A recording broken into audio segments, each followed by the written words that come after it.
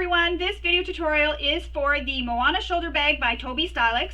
As you can see, I have two versions here. One is all faux leather and one is made out of quilting cotton. The only pieces on the quilting cotton bag that need to be done out of a material that doesn't fray, so for example a vinyl, faux leather, or cork, are the zipper overlay, the pocket trim, and the zipper end. Those do need to be made out of material that will not fray because you do have to leave the ends raw. As you can see, this is a really pretty bag. It's got some beautiful pleats on the front, makes a really nice feature. You can see it even on my vinyl bag. The options for the closures, there is magnetic snaps or a zipper. So I did the zipper top closure in the video. As well, I walk you through how to add your magnetic snaps if you want to do the magnetic snap closure, which will make this an even faster sew than it already is. As I mentioned, there is a zipper end. On this bag, to make it a little bit fancier, I did add a metal zipper end, and I do show you how to do that in the video. This is not part of the pattern or not in the instructions. I just show you how to do that in the video. When we open up the zipper and look inside, as you can see, it's a pretty roomy interior. So you'll be able to fit your wallet, keys, cell phone, everything inside this bag that you would need to use it as an everyday bag, or even just for a special occasion like this one. You can use any material and really make a very dressy bag. On one side there is a slip pocket with a trim, which I really like when there is a trim on a slip pocket, because then you can really see it, especially if you're like me and you tend to use the same material for a slip pocket as your lining. On the other side is your zipper pocket with that zipper pocket overlay.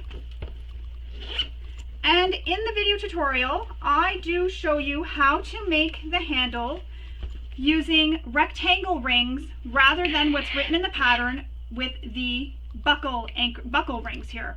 I do show you how to use the buckle rings and how to attach them to your bag, but I show you a hack for adding these rectangle rings instead of these buckles in case you can't get these buckles or don't have them. So I do show you how to do this. I also added rivets here just for a little bit of bling, but I do show you how to sew this all and how to make this bag from beginning to end. So let's get started. So the first thing you want to do before you get started on cutting all your fabric pattern pieces out is read through the entire pattern all the way through. There is some information about interfacing depending on materials you're using and some other important information that you'll want to read through, and that'll also help you decide on fabrics that you're using, where you're going to place them, etc. So once you have the pattern read through, print out your pattern pieces and then go ahead and start cutting out your fabric. I've gone ahead and done all the cutting off camera. I've also gone ahead and made any marks that I need to make on my pattern pieces. For example, if you are using the magnetic snap closure instead of a zipper closure, you'll need to make some marks on this piece C here. You'll need to make the marks for where the magnetic snaps will be placed.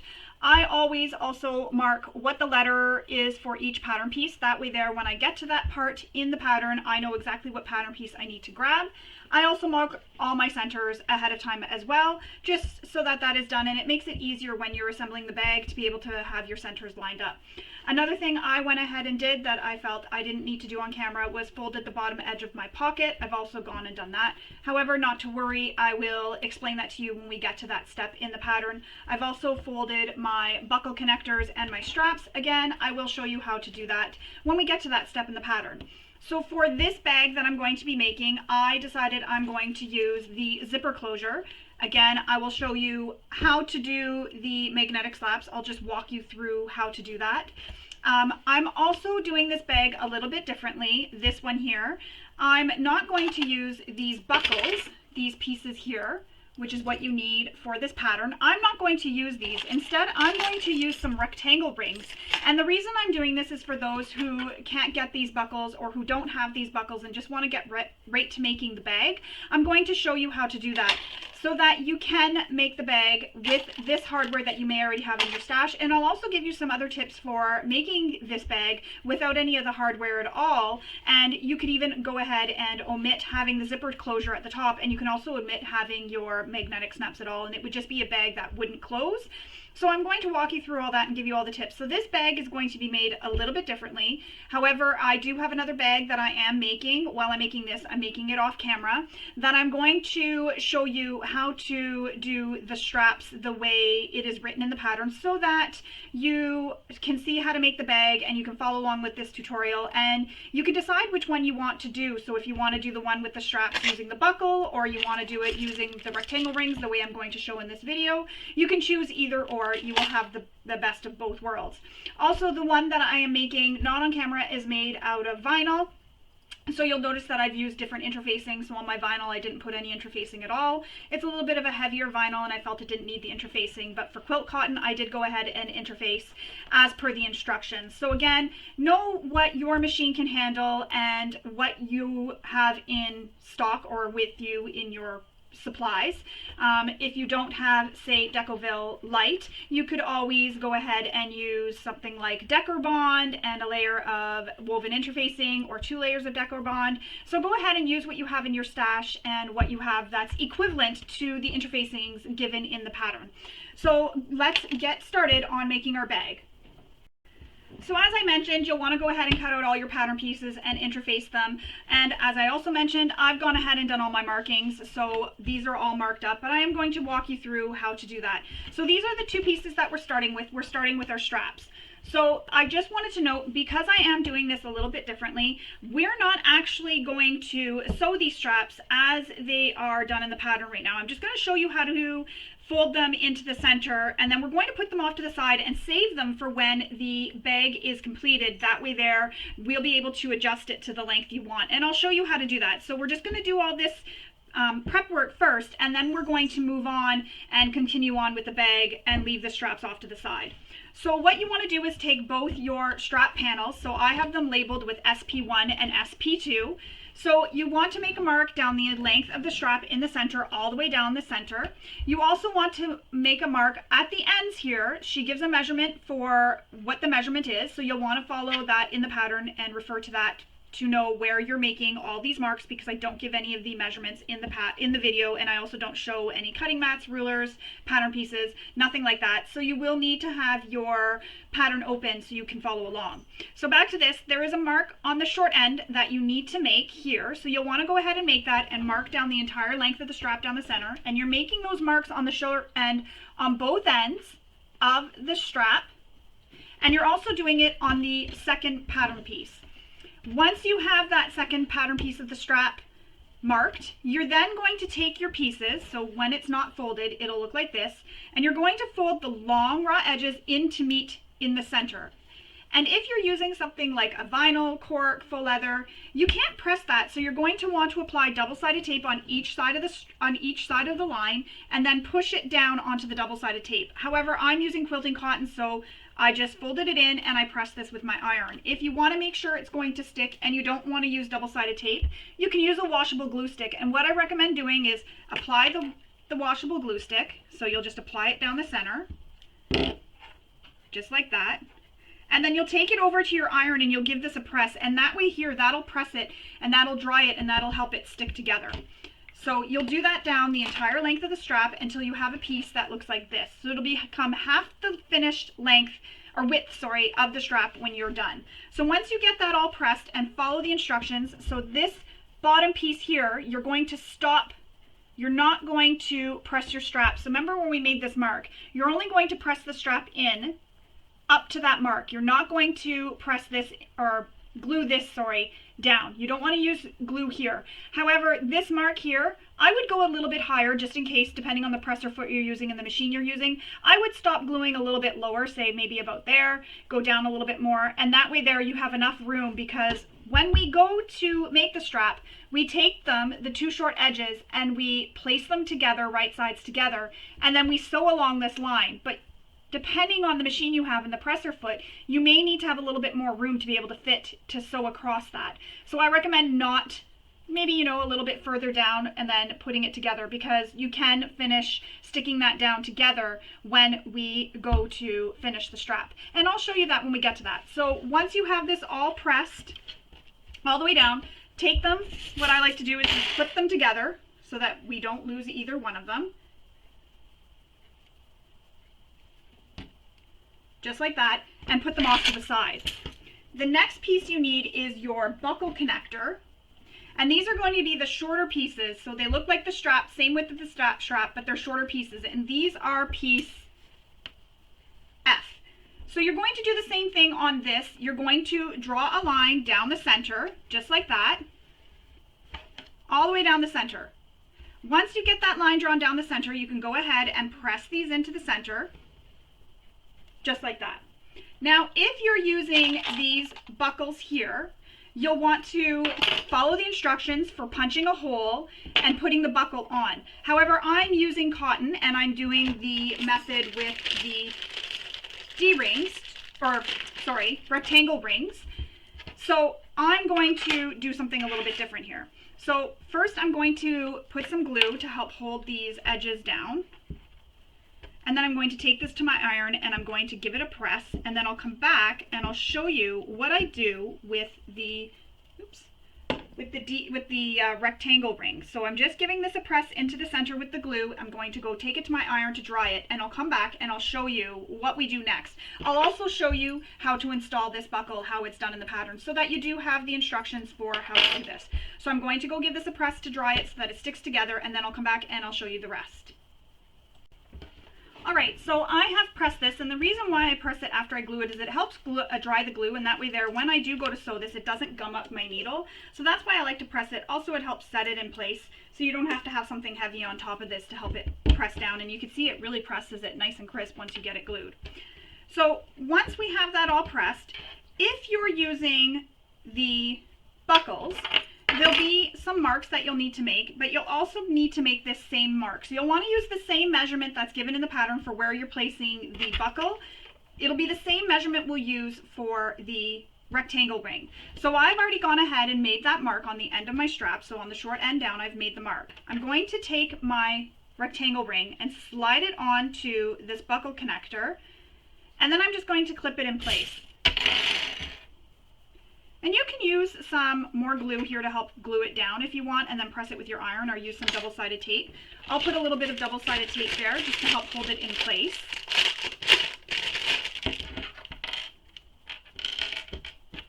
And this will just be easier for when we go to attach this to the bag. You don't have to worry about anything shifting on you.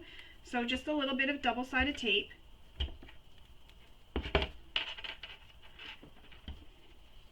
Slide the D-ring, or the rectangle ring, sorry, right to where that line is that you made.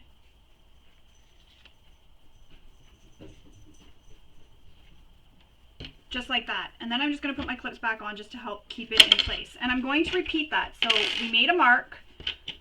Slide your D-ring, or rectangle ring, sorry. You can also use D-rings. I keep saying D-ring. Slide your rectangle ring to that mark. Apply some double-sided tape, and then make sure the rectangle ring bar is right at that mark, because you want these to be the same length as what is given in the pattern, and it'll look like that. So you'll have two with the rectangle rings that look like that. So if you're using the buckle hardware, this is where it's a little bit different, but still the same. So you're still going to make the mark from the short edge down as given in the pattern, and then you're going to punch a hole at that mark. I've gone ahead and added an eyelet just to show you what it looks like with the eyelet, because if you are using quilting cotton for this part, you will need to add something there so that it doesn't fray on you. And you will also want to use a fray stop or a fray check just to help prevent this from fraying over time. And then use an eyelet because, again, having a raw material like cotton will fray over time, so you'll want to put something over that. So that's why I installed an eyelet there. Also because I just like the way it adds a bit more bling to my bag, so I've added the eyelet. It doesn't change anything, you've just added an eyelet. So once you have that hole punched, if you're using cotton or, sorry, not cotton, if you're using cork, faux leather, something that doesn't fray, you don't have to add the eyelet. Only need to really add it if you're using quilting cotton. I, again, just added it for personal preference. So once you have that all done, you're then going to take your buckle. You're going to hold your buckle so the little piece here, this middle piece, or this piece that goes through the material, is up, facing up here. Slide your buckle connector up through the first hole. Then take that little tongue and put it through where your hole is in your buckle connector. So you're going to have a piece, so it's going to look like this. You're going to have that sticking out through the hole. Then take the short end that's behind where the tongue is and bring it down over the bar behind your strap. So it'll look like this behind your strap. You'll have the short edge here and it comes behind the strap and then no raw end on that side. Just like that. And I'm pulling mine down as far as I can pull it. So some of my eyelet is a little bit hidden, but that's okay. You can even put it if you want so it's right in the middle of the bar so you see it. Some of my eyelet is hidden, that's okay. Then I'm going to clip it in place. And when I go to sew this onto my bag, I'll undo the clips and I'll add some double-sided tape right when I do that. I'll just clip it in place for now.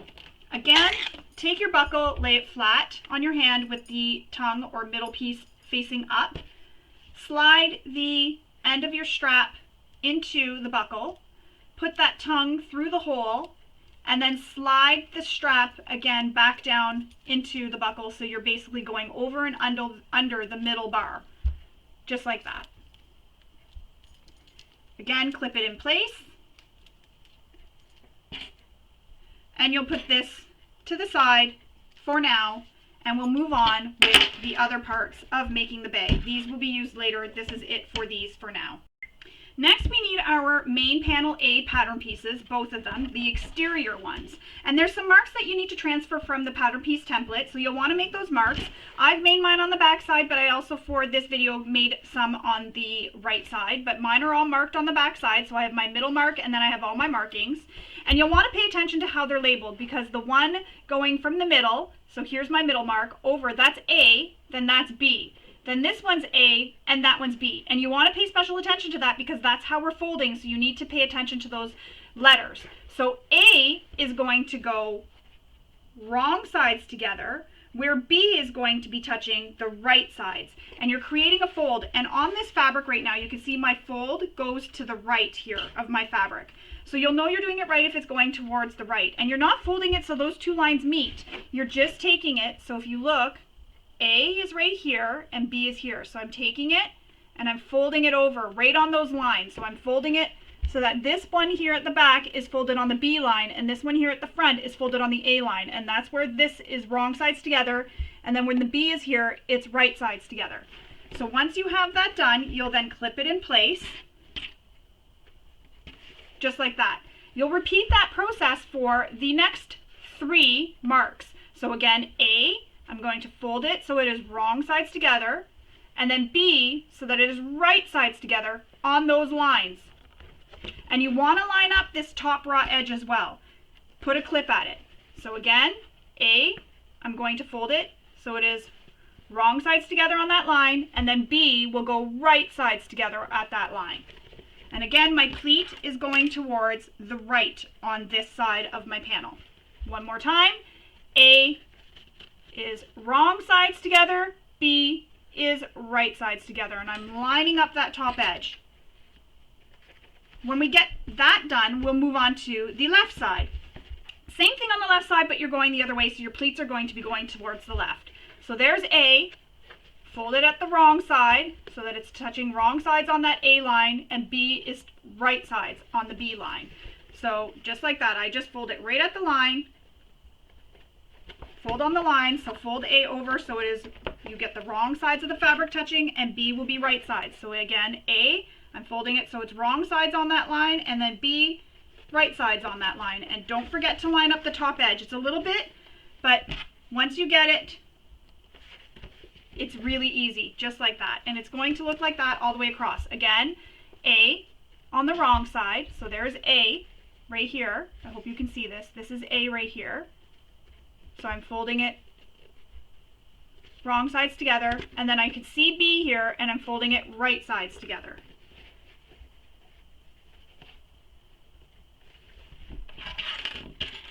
You can use pins here too if you don't feel like your clips would hold it in place very well. You can use some pins. So again, A goes wrong sides together and B goes right sides together. Just like that. So you'll have this pleat in the middle where the pleat in the middle, one goes to the right, one goes to the left, and that's how it'll look. It's all pleated. We're going to repeat that for the other side. So again, A, wrong sides, B, right sides. So I'm just going to do that quickly. And I have Decoville Light here, so it makes it a little bit stiffer for me because my hands aren't super strong, but it is doable. On my one that I made with vinyl, I don't have any interfacing. As I mentioned previously, it's a bit of a thicker vinyl and I didn't feel it needed the interfacing, so you may be using a vinyl. The process is the same for everything that I'm showing. It's just I'm doing this with a quilt cotton. But if you're using vinyl, it's the same thing. The only thing that's going to be different is how I show how to make the straps. But everything else here is the same. You can follow this tutorial for the type of material that you're using, any type of material.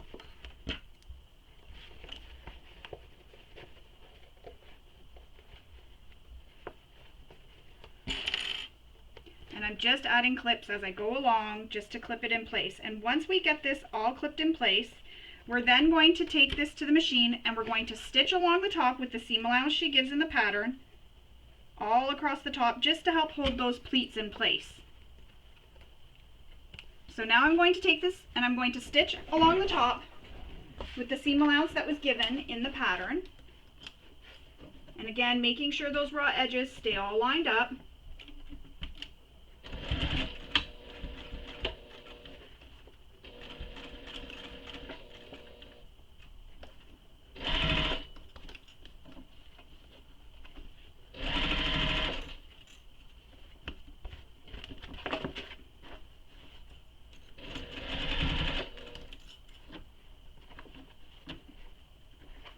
You can use a stiletto here to help you hold everything as you remove your clips. If you're using pins, you can easily just hand crank over the pins, and that way there you don't have to remove anything. Oops, I just let go of one of my pleats.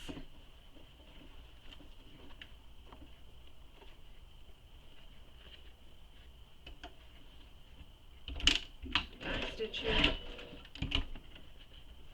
One of my pleats just let go. That's what I mean with the pins.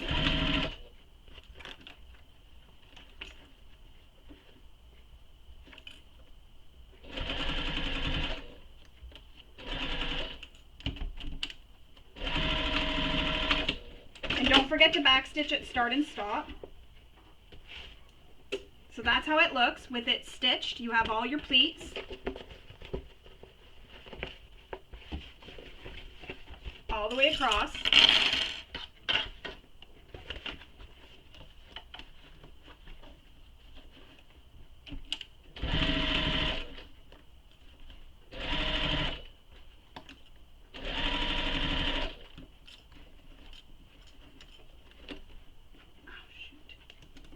Clips are letting go because I'm pulling too much on my fabrics, and this is where I'm running into problems with it slipping, so I should have used pins, I think.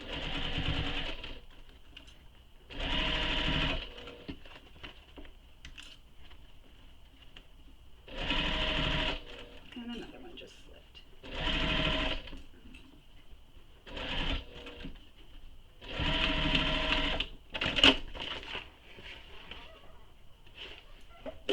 And there you have it. Both your panels are stitched. You now have all your pleats. We are going to move on to attaching the main panels together and then attaching our buckle connectors. So what we need to do, as I was mentioning, is place the panels so they are pretty sides touching, and we're going to clip down the side panels. And you want to line up the bottom edge here and your top edge and then pin the rest of the way. So I've lined up the top and the bottom, and now I'm pinning the rest of the way. I'm going to repeat that on the other side. Pin the bottom, line up that bottom corner, and then pin the top, and then pin the rest of the way. Then we're going to sew this with the seam allowance given in the pattern, all the way down the side.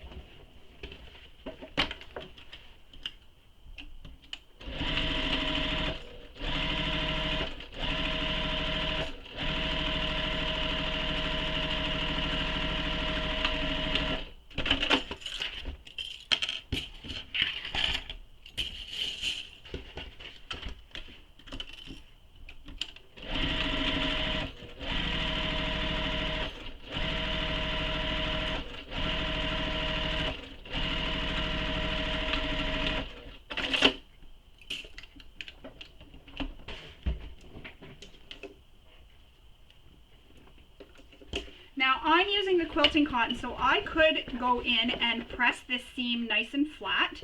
If you're using something like a vinyl or anything that can't be pressed with an iron, you could roll this seam out if you have a roller, or press it with your hands. So I'm going to go ahead and press it with my fingers for now. I just want to get this seam nice and flat.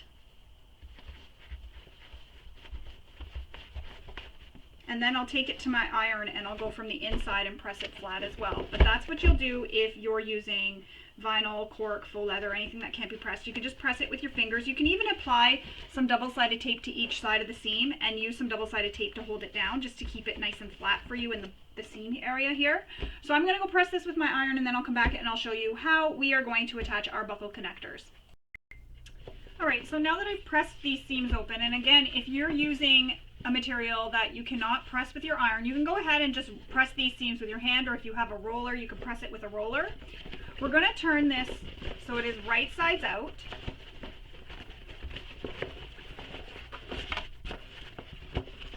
And just a tip, when I was pressing this with my iron, I went in from this side with my iron, so it was, imagine this was the wrong side out. And then I went in from this side just because it was wider, and I found my iron, because I use a bigger iron, was getting caught on the pleat, so this way I was able to go this way. So now we have this turned right side out. We need our buckle connectors. So the two we put off to the side a little bit ago. And we need some double-sided tape. So I'm going to apply some double-sided tape down the length of this buckle connector. Oops.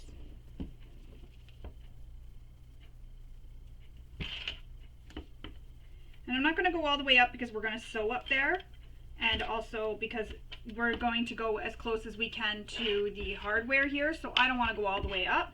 I don't need to. You can if you want. But just know that this part of the hardware here is not, where the hardware is not going to be stuck to the bag. So you just want to be mindful of that so you don't have double-sided tape there.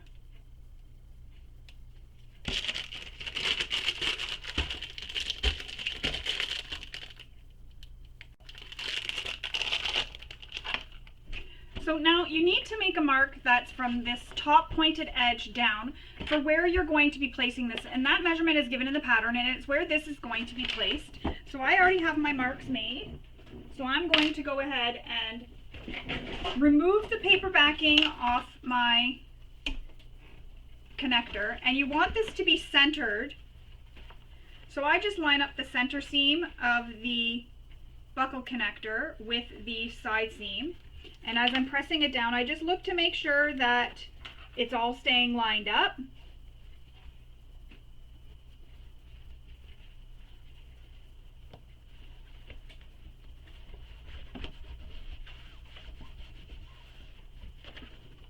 And if you're worried your tape won't hold it in place, you can use some clips to help hold this for you, or pins. So I'll add a couple of pins just to make sure it stays in place. If you're using a faux leather or a vinyl, you won't be able to use pins, or even a cork, you won't be able to use pins. You'll have to just trust that your double-sided tape will stick. Mine is having a hard time sticking.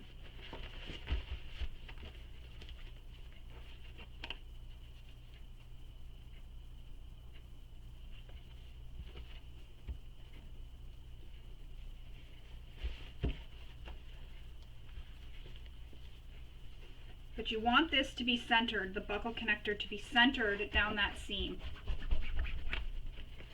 And then we're going to sew this down using the seam allowance given in the pattern.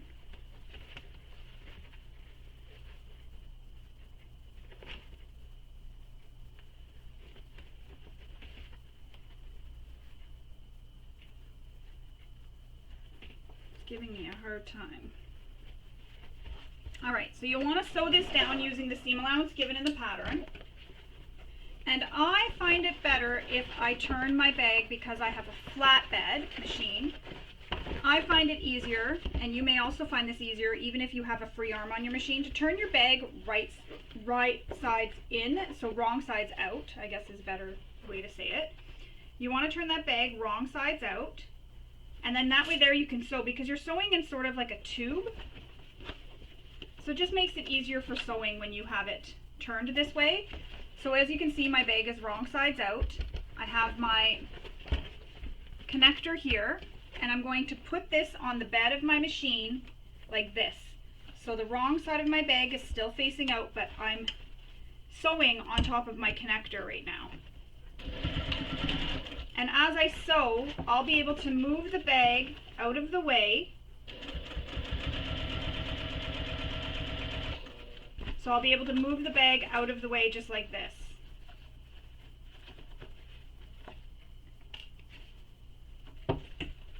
Keeping everything flat as I sew. And I'm going to sew up as close to the hardware as I can.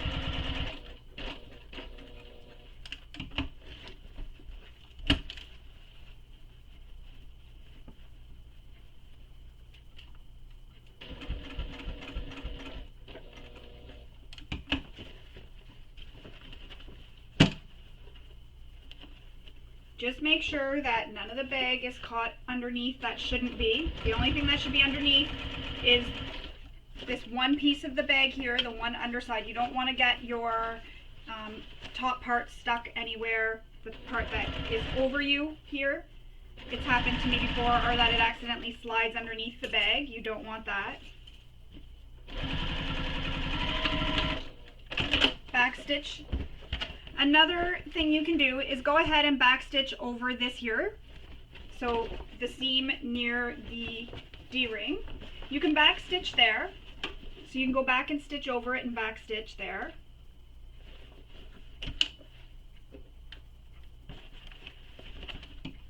And to do that, just position it so that your needle is right where your stitches are. And just go back and forth. And if you have rivets, you can also just go ahead and place some rivets. This isn't called for here in the pattern, but you can go ahead and place some rivets there.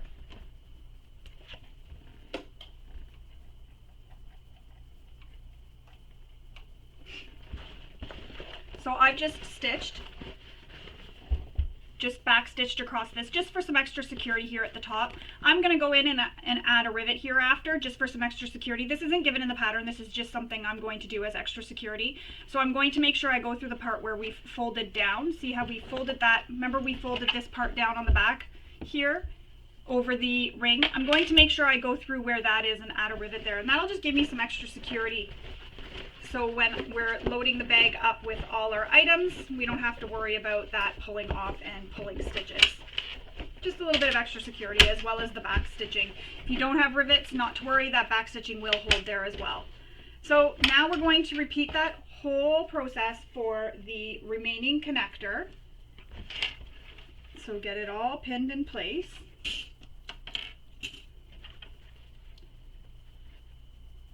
Lining up that center seam on the connector with the side seam.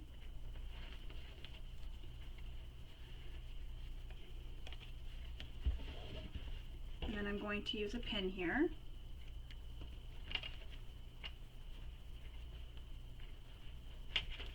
When I did my bag out of vinyl, the connector seemed to stick better with my double-sided tape. For some reason the double-sided tape is not cooperating right now and not sticking as well. I should have put it on both sides of the connector rather than just down the center. That would have helped. So same thing, stitching using the seam allowance given in the pattern, all the way up. And I'm just making sure everything stays flat so that I don't stitch anything I'm not supposed to.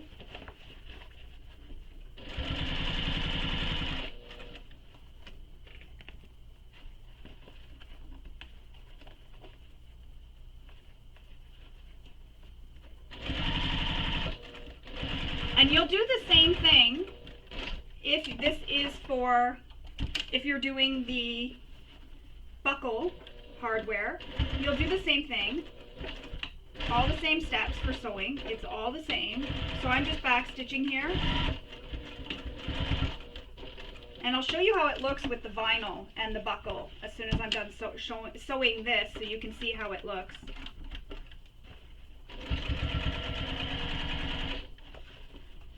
So everything's the same except for the hardware I'm using, and then how we're going to attach the strap will be different. So I'm going to turn this right sides out. And if you're finding as you manipulate your bag that your interfacing comes unfused, you can just go ahead and refuse it. So this is what this looks like, all stitched to your bag, and then you have your pleats, and that's what it's looking like so far. Here's my vinyl version, my pleats, and then my hardware. And as you can see, I attached some rivets. Again, this is not in the pattern, this was just a personal option that I did. I just added some rivets. You can go ahead and add some rivets there. But if you don't have rivets, you can do the same thing we did with this bag, and you can stitch back and forth over this just for that extra security and hold with this buckle for when you're holding the bag. You don't have to worry about breaking any stitches. You can just back stitch there. So that's how that is looking so far.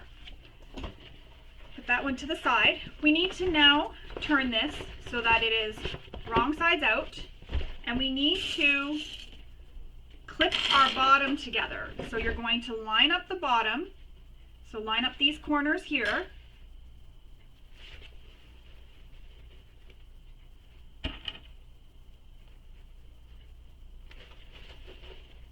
And I'm going to line up my center mark as well.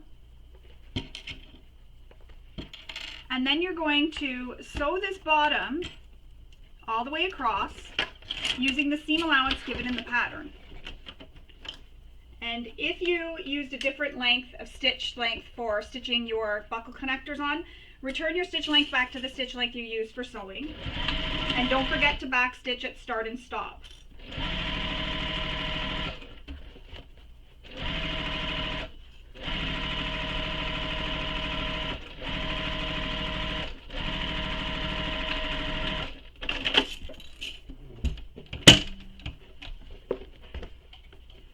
There you have it.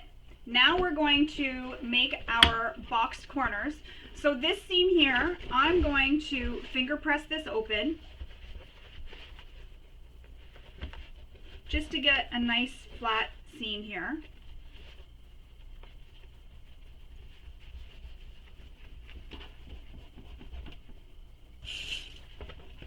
To box our corners, what you'll do is this bottom seam here, right there, you'll take that bottom seam and line it up with your side seams, so these seams will meet. And that's why I pressed it open. If you didn't press open your seams, you can nest them. So that means you'll take one seam and put it one way, so that bottom seam here, you'll push it one way, and the side seam you push it the other way, and that'll nest. So one will be facing this way and one will face the other way, and the seam line will line up just like that. And you'll have one seam one way and one seam the other. But that's why I did mine open, because that helps reduce the bulk as well. And I'm lining up those seams, clip it together right at that seam, and then add some more clips. And then we're going to sew this with the seam allowance she gives in the pattern. And you'll do this for both sides. So make sure those seams are pressed open. If not, nest your seams. So have one seam go one way, one the other. Clip it, and then sew it with the seam allowance given in the pattern.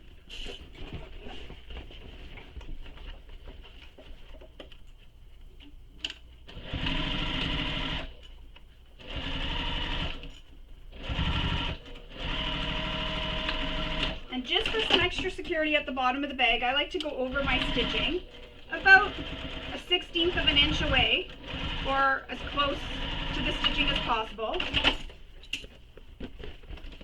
And that's just for extra security for the bottom of the bag.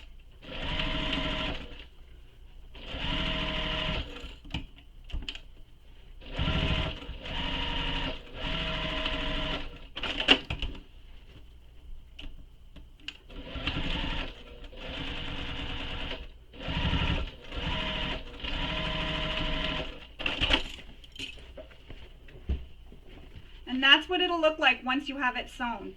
Now we're going to turn it right sides out.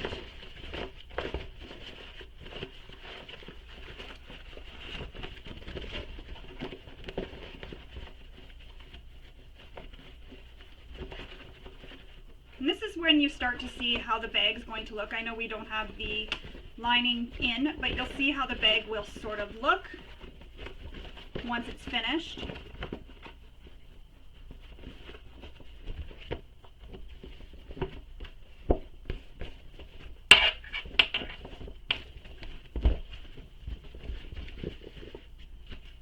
So you're seeing how the bag looks once it's finished. Such a cute bag, very pretty. It's actually a nice size bag too. So now we need to take the heavy interfacing that we cut, and we need to put it in the bottom of the bag and fuse it to the bottom of the bag. So you're going to put it in and fuse it. And I went and I made center marks on my Decoville Heavy just to help when I'm putting it in for lining it up with all the center marks. So I'm going to line up the center mark with that side seam and the bottom seam as well. And then I'm going to use my iron and fuse it in place. So I'm going to go do that, and I'll come back and we will continue with the bag. So I have my interfacing fused into the bag. I'm trying to find the angle so you can see it. So you can see it's in there. If you're using vinyl or something and you don't want to use any heat, go ahead and use some glue. You can use some Beacon 3-in-1 glue to glue it down, and then just put something heavy inside on top of the bag to help press it until it dries. Also, I used a small iron because getting my big iron into this bag was a little hard, so I used a small iron. So if you don't have a small iron, you may have to use glue instead of fusing it to the bag. So if you can find a way to get your iron in there, if you have a bigger iron, by all means go ahead and do that. But my iron, because it's an Olizo iron, it's kind of big and it wouldn't get in there, so I used a small iron. But there you go, you can see it's in the bag. While I was also off camera, I installed the rivets here, and you can install rivets at the measurement you want down from your hardware. I just did that, just one little rivet, that's it on both sides. And now our exterior is done. We can set this off to the side and we're going to move on. Moving on, we need one of our lining panels and our zipper pocket overlay. We will also need our zipper pocket pieces and our zipper pocket zipper. So I'm just going to grab all of that out right now. So there's everything that we need for this bag, for these next steps, sorry. So what I will do is we will take some double-sided tape and we will put it across the wrong side of the zipper overlay. And for your zipper overlay, you will need to use something that can be left raw, meaning it won't fray. So something like a cork, a vinyl, a faux leather. You will need to use something like that. You can also use a waterproof canvas or a canvas for this area, but it will need to be something that you can leave raw that won't fray. If you use a quilting cotton, you'll have to turn your edges under, and as well in the center here, you'll have to cut this slightly smaller and pull it through. Makes it a little bit more difficult and adds a lot of bulk. So you'll want to use something that can be left raw. So there is a measurement in the pattern for where to place this.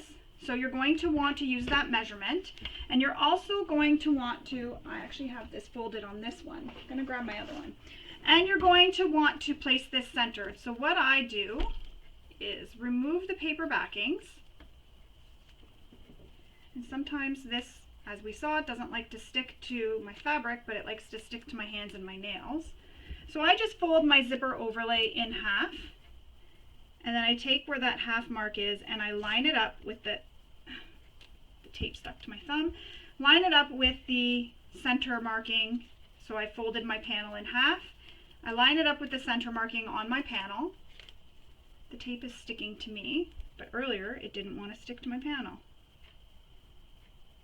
So I just line it up, and then I go ahead and push this down at that mark I made. So I went ahead and made that mark earlier so that I wouldn't have to do it on camera. And then these marks here you can just take, like sometimes I just find rubbing fabric over it helps remove the lines, but over time they'll disappear. So now we're going to sew just around the outer edges of this zipper overlay, and we don't want to backstitch. So what we're going to do is we're going to leave long tails. So you're going to pull your thread out, your bobbin thread and your top thread, just like that. Pull long tails out, and you're going to leave long tails, and we're not going to backstitch. Instead, we're going to leave the long tails, start stitching, and then when we come back around and we get to where that hole is that we started, we're going to stop right in that same hole, leave long tails, cut them, cut the tails so they're long, and then we're going to pull them through to the back, and then we'll tie them off, and I'll show you how to do that. So there's my long tails.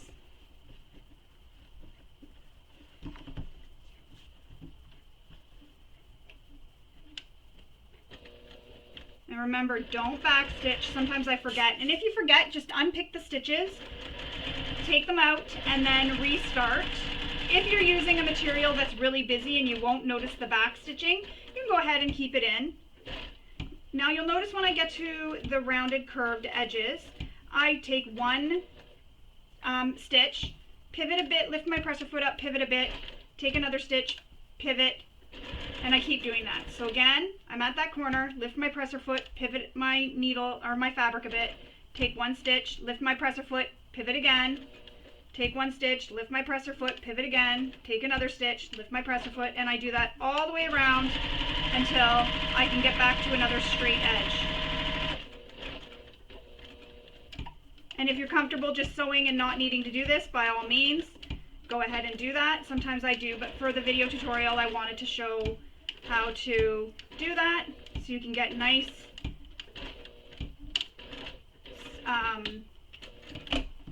curves. I had to think of the word. So now we're going to pull those stitches through. So you will need your seam ripper or something sharp, a sharp object. Sometimes I use the back end of my scissors, the sharp end of my scissors, I mean.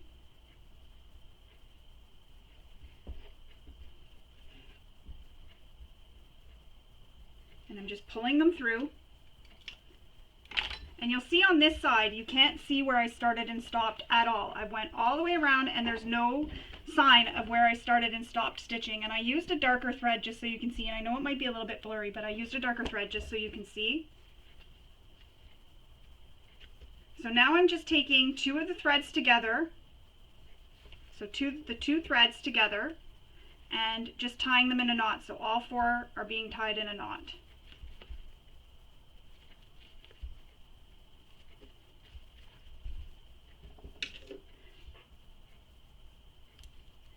Cut those off.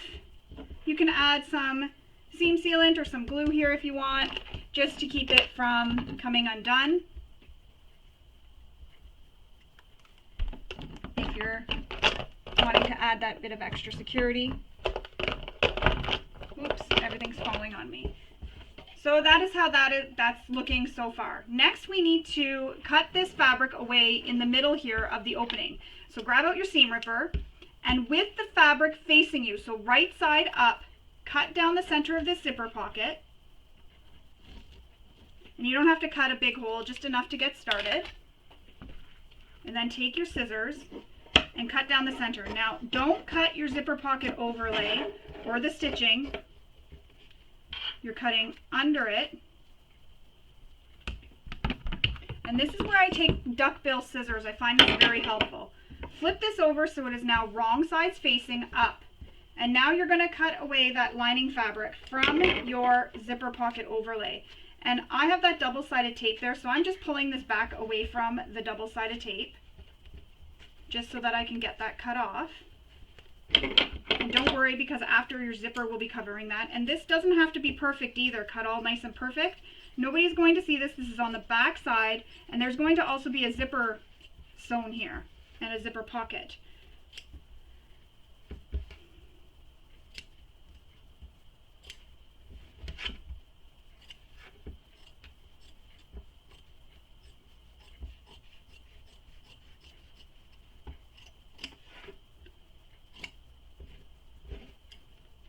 So there you go. You can't see the lining from the right side. I've cut it all away. And now we're going to set this to the side for now. We'll need this again. So again, that's what the back looks like. Not very pretty, but the front is very pretty. Now we need these zipper pocket panels. And in the pattern, she has you fold them up at the bottom edge using a measurement that she gives. So I've already gone ahead and folded up my bottom edges. You can see that here. I folded them up. So they're folded up. Now we need to take one of our panels and we're going to place the zipper so that it is right sides up. So the wrong side of the zipper is touching the right sides of your fabric. And we're going to pin it in place. And I know this may seem a little bit wonky, but trust me, this is how it goes. It's not wrong, I promise, because when you're opening the pocket, you want to see the lining. So this is the pocket. So say this was the pocket and it was already all sewn. When you open your zipper, you're going to open it up and you're going to see inside, and you're going to see this, and then the wrong side is on the out. So now we're going to sew this with the seam allowance that she gives in the pattern. I'm just going to change my presser foot back to my regular presser foot.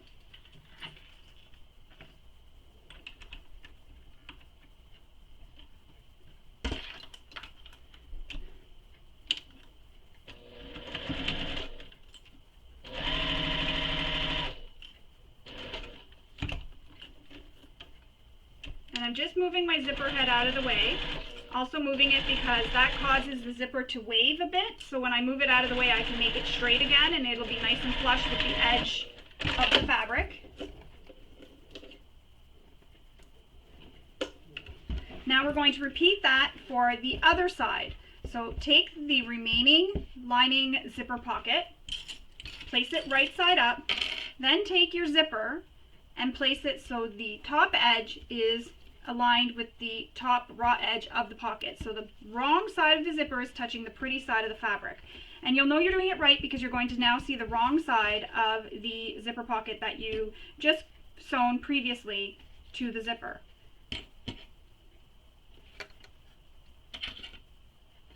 Clip it in place, and then we're going to do the same thing. Sew this using the seam allowance that she gives in the pattern.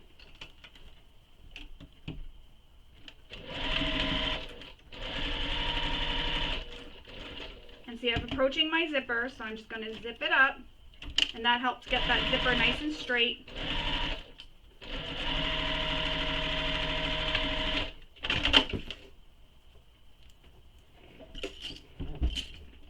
Just like that. So when you open this flat, you're going to see the right side of your zipper and the wrong sides of your fabric. So now I'm just giving this a press.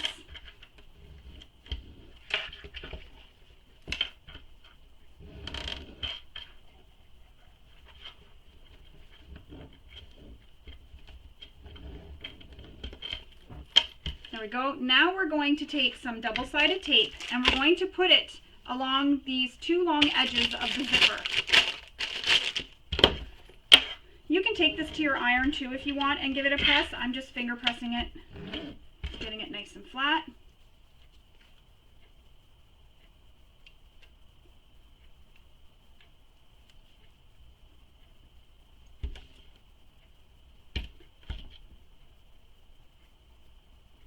And you may be wondering what I'm doing with my zipper, with my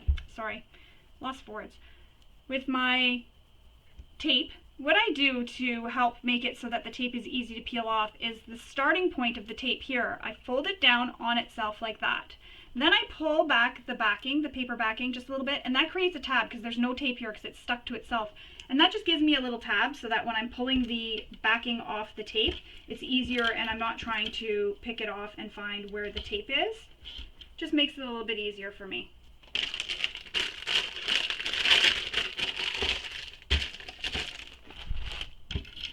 And I always put my double-sided tape back in the bag it came in, and I also put it in an extra Ziploc just to keep it so that it doesn't dry out. So once you have the tape applied just like that, we're then going to pull these back. So you're pulling the backing off. With this laying so the zipper is facing you, you're going to put the zipper into the zipper opening, and you're going to center this. So this is going to be centered in your opening here as well as on the back. So I just make sure everything's centered. And center the zipper teeth in the opening. And that's the other thing. My zipper pull likes to stick to the zipper tape, to the tape.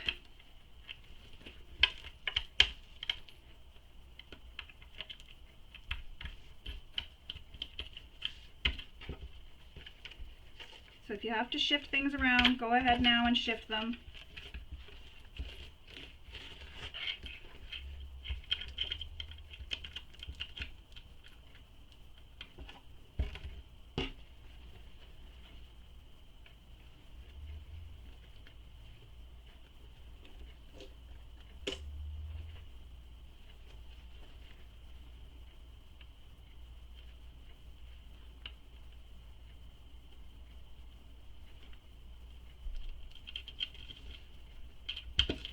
Just like that. So Now I'm going to take a pin and I'm going to pin this pocket down so it stays down, so it doesn't go in the way when I'm sewing. And this is very important to do because you really don't want it to come up and get into your way of your stitching. And I'm going to fold this pocket down as well, and I'm going to clip it in place. So everything is clipped, nothing will get in my way, nothing will move up, nothing will shift down, everything is clipped. What we need to do again is get some long tails, so you need to leave long tails, and we're going to sew them bottom, just along the bottom here of the zipper pocket, using the seam allowance she gives in the pattern. So I'm using cork. I'm going to switch to a Teflon foot. I can sometimes get away with sewing with my regular foot, but I'm going to put a Teflon foot on just to be safe. So you want to sew this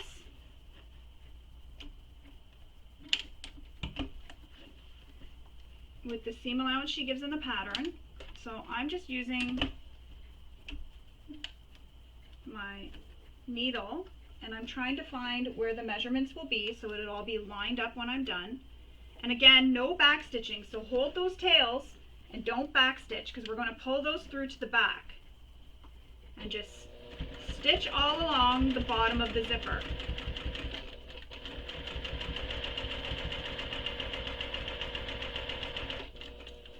When you approach your zipper, move it out of the way, move that zipper pull right out of your way.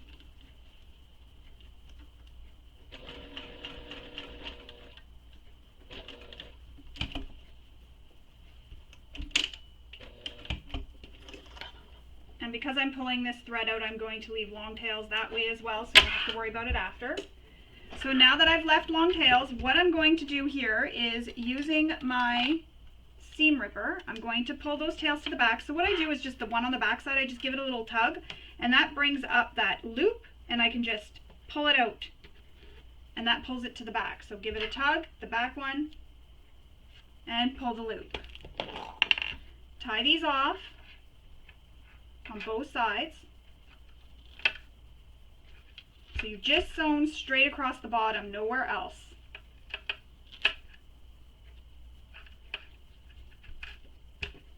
And I'm going to leave these long for when we tie the other one off so I can tie them all together. You don't have to, you can cut them if you want.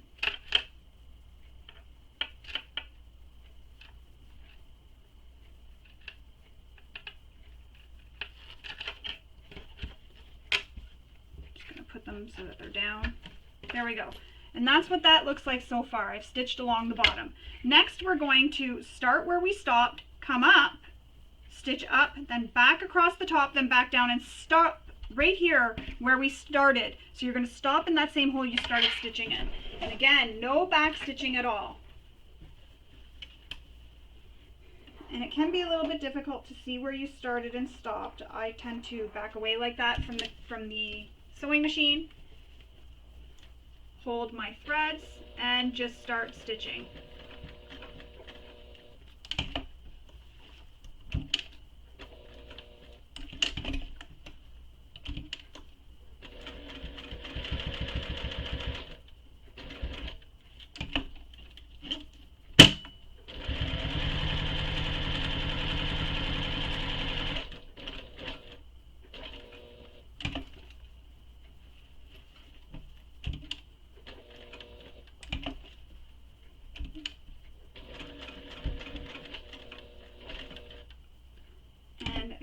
I'm back in the hole where I started.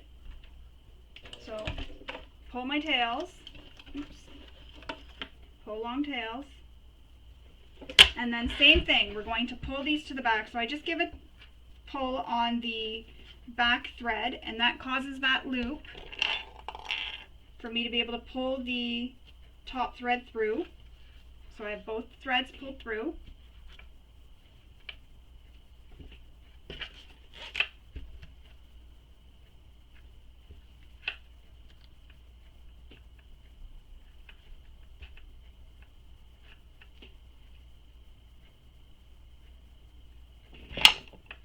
And then I'm just going to take all these threads and tie them together once I get it pulled through.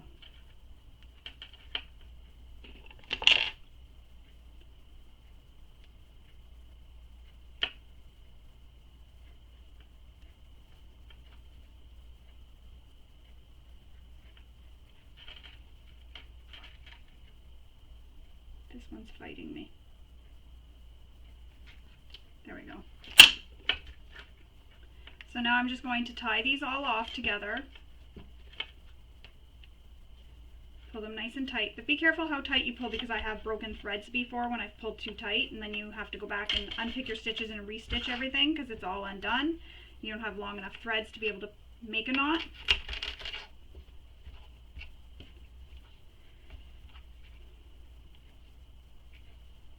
You can do the same thing as we did before. You can add some fray stop or some glue at where you've tied your knots, just to help keep them from untying. But if you've tied a good knot, you've tied it a couple times or a few times, it should be good.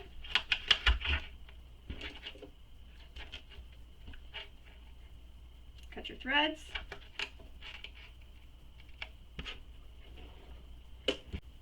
So that's how it looks once you're all done. Now we're going to turn this over and we're going to line up our sides of our zipper pocket. So line up those sides, clip them together, and then we're going to sew just the sides closed. You're not going to sew the bottom. You need to leave the bottom of the pocket open for turning right sides out later. So we're just sewing the sides right now.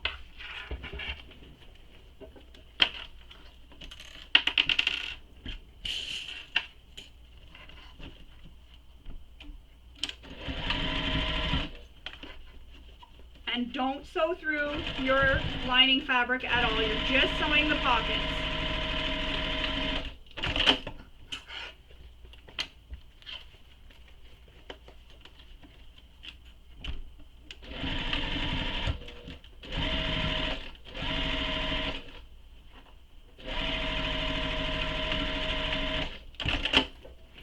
And if your pocket is like mine, you can take it and trim it so that it is even with the other. And I know we pressed the other pocket, so we'll have to press that as well. You can repress it, or you can just leave it, and when we turn the bag out, you can just press it. You'll know where to press because you can just line these up, or you can just do it now if you prefer. You could take it to your iron and turn everything and press it all. So that's how that looks when it's closed. So when you open this up, you see your pretty zipper pocket inside, and you have your opening for turning the bag right sides out later. Next, we're going to move on to our slip pocket. And this is what it looks like here, and it's slip pocket G. And you're going to take the slip pocket and you're going to fold it right sides together. So this is the right sides together at the short edges. Make sure it's the short edges, not the long edges. You're going to clip it in place.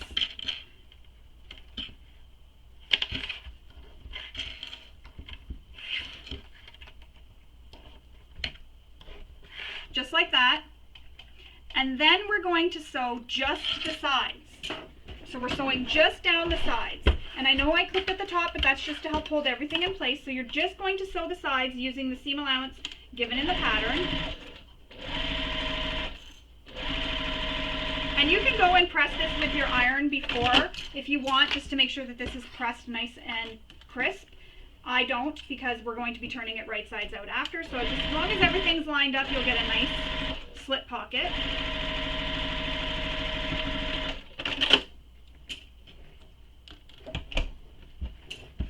Now we need to take our scissors and we need to trim the corners. And I'm going to do this at the top as well. And this will just help poke out those corners.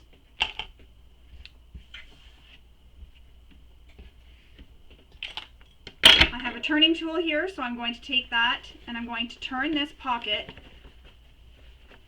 right sides out. So just like that. Then you're going to take your turning tool and poke out your corners so you get nice crisp corners. And I like to run it along the seam as well.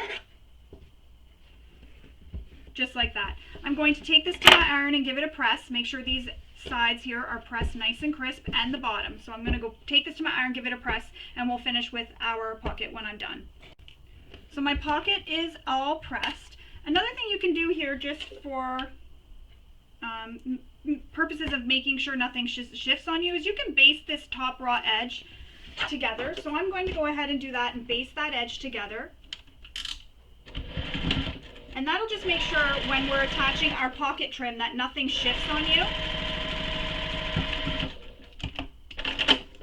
need to do that.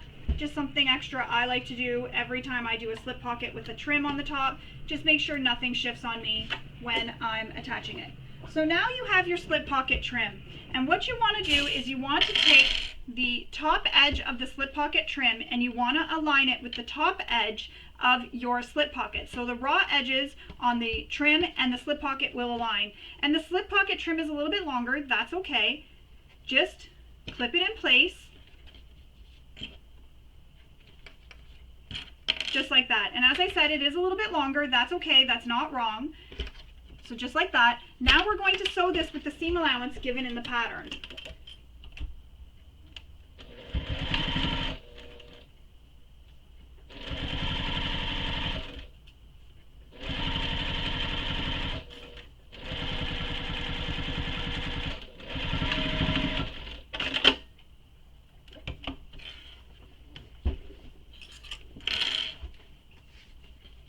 So now we're going to, first trim my threads. I always like to trim the threads just to make sure nothing pokes out later. Can't grab at this one. All right, now we're going to take this slip pocket trim and we're going to fold it over. So press it and then fold it over the raw edge to cover the raw edge of the trim piece.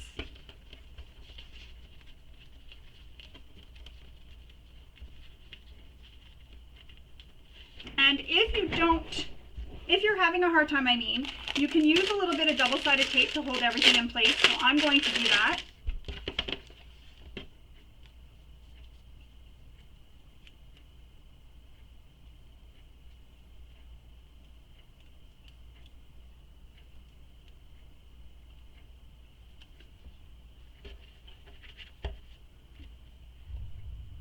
Just because it is a little bit hard to hold everything.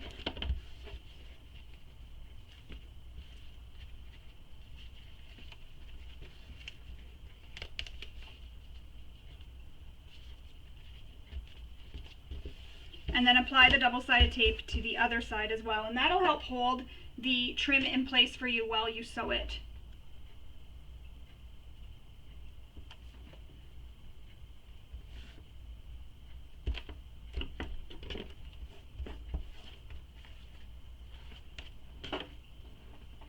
You can also just use clips, but I'm doing this just because it does help.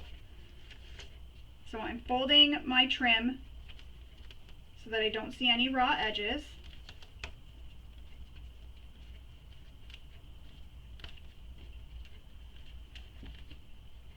And I'm making sure I'm covering up that line I made of stitching when I attached the other side of the trim.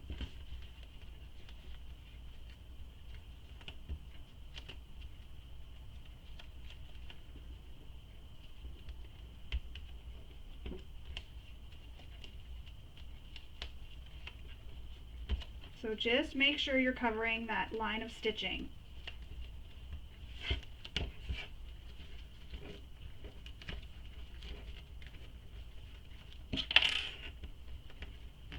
And I will use clips here because I should have added some double-sided tape to the wrong side of the trim and I didn't.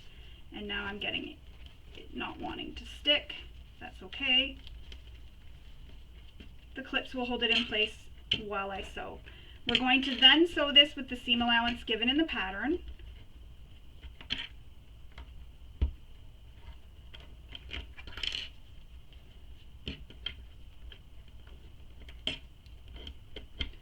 So you'll sew along this trim edge with the seam allowance given in the pattern.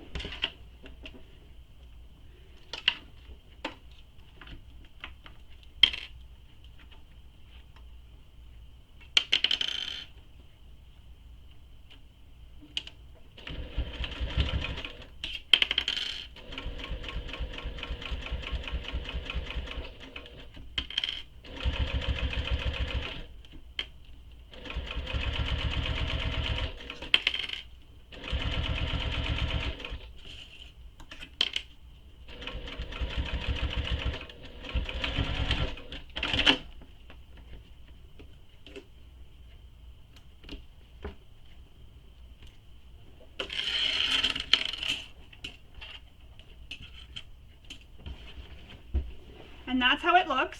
Now we're going to cut away the excess of the pocket trim. Be careful not to trim your pocket.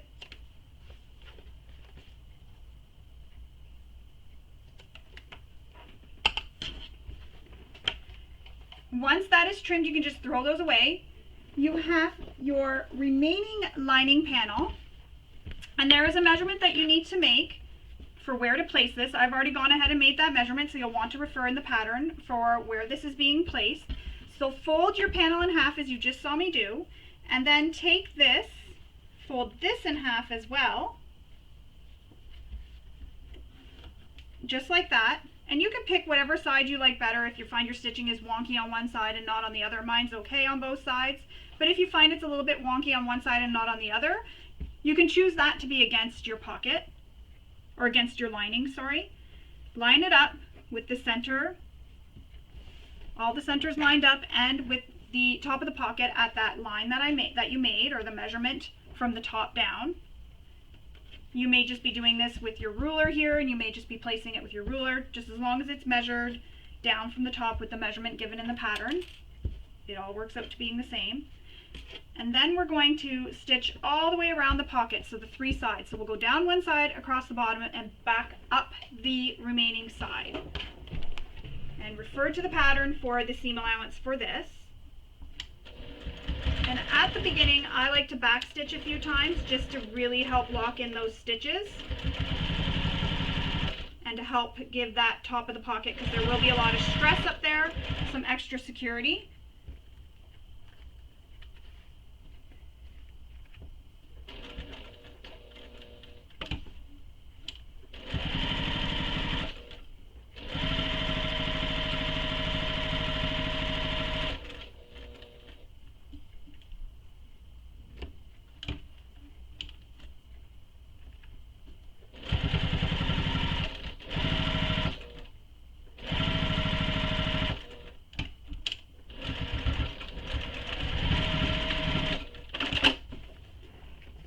Trim your threads, and your slip pocket is complete. If you find that this is too big of a slip pocket and you'd like to have a divided slip pocket, you can simply go and stitch straight up the center, or make pen pockets so that you have a place just for some pens if you want. Whatever you want to do, the choice is yours. But I like this pocket. It can fit lots of stuff in here, you know, my EpiPen or maybe some gum. You can put that all in there. So you can choose how you want to keep this pocket, if you want to divide it or not. So that is it. Now we need to continue on with assembling our lining. So to assemble our lining, we need both our lining pieces, our piece C, which is the top trim, and this is where you need to decide if you're going to be doing the zipper closure or if you're going to use magnetic snaps and use the magnetic snap closure. For this video, I'm going to be doing the zipper closure. However, I do want to show you how to do the magnetic closure. So on your pattern piece for the top trim, there are some marks that you need to make for where to install your magnetic snaps. So you'll want to use that pattern piece and make those marks now. So you'll see mine are made there. You will then take your magnetic snap and you will take the washer and you will line it up at those marks you made, just like that, and then you'll draw the slits for where you need to cut the slits for the prongs of your magnetic snap, just like that. And to install the magnetic snaps, follow your manufacturer's instructions, because it may be a little bit different, but there you can see I've drawn the slits. You'll then take your seam ripper and cut those slits. You'll also want to take an extra piece of scrap interfacing, so Peltex, Decoville Heavy, anything like that. You can even use a piece of foam and cut the slits in it as well. Then you will take your magnetic snap, the half that is in the instructions for what you're putting on the first half. You'll then take that half of the magnetic snap, you'll put it through the slits, then you'll put your piece of interfacing and then your washer, then you'll fold your prongs. I like to fold my prongs in just because when I folded them out in the past, I find that they've slipped out of the bag, and once your bag is all assembled, it's a little bit harder to get it back in, especially if you've sold this bag to somebody, they're not gonna know how to do that.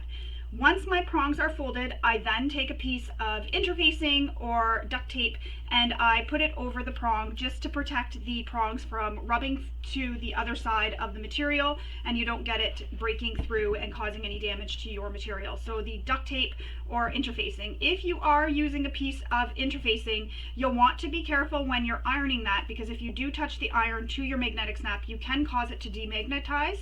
So you just want to be careful and go only around the magnetic snap. Don't touch your iron to it. So that is how you'll install your magnetic snap, and you'll do that for all 4 placements on both pieces. So there's 2 on each piece, so all 4 placements to install your magnetic snap. Once you have your magnetic snap installed, you'll be able to continue on. I'm doing the zipper closure, so I'm just going to show you how to install the zipper. Put these all away. So to do the zipper closure, you need your zipper, which will look like this. And I've cut mine just slightly longer than is given in the pattern, and if I prefer to cut it shorter, I will cut it shorter later on, because oftentimes I add a metal, and I will show you, a metal strap end, which looks like this. So these are the metal strap ends, and I will show you on my other zipper how to install this, because as I mentioned before, I am doing one bag out of vinyl just to show you the 2 differences in things. But for this bag, I'm going to be using a tab, just as given in the instructions. So I have my tab there. So on the zipper, there are instructions for marks to make at the end of the zipper where the zipper will open. So if you open your zipper, you'll see it's open there. There's instructions for marks to make. So you'll want to make the marks at that measurement. Once you have the mark made, you'll then pinch your zipper so they go wrong sides together at that measurement, just like that. And then with that pinch, you'll take that end and turn it so it goes up towards the teeth, and you'll have it where it'll look like this. So the raw end is now sticking up over here the same way as the edge of your zipper. And I have a video tutorial on my YouTube channel. I will link it below for how to do this. It goes into a little bit more detail. So I'll link that below in the description so you can see how to do this.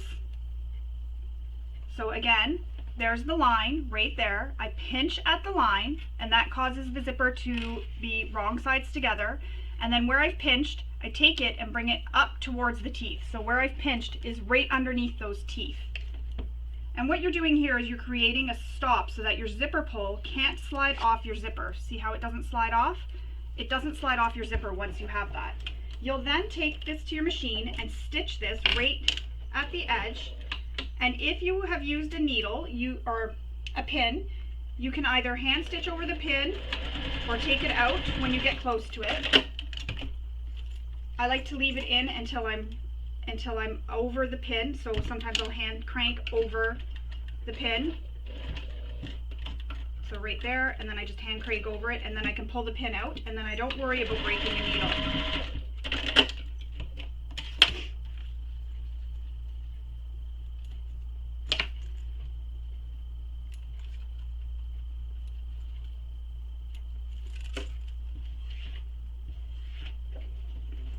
And that's how it's going to look. So that's the right side and that's the wrong side there. So you can see it kind of forms like a little triangle here, and that's how it'll look. And there's your completed zipper. You can trim these edges off here, and then you can seal them with whatever method you prefer to seal your zipper. So I'm going to trim it so it's flush with my zipper.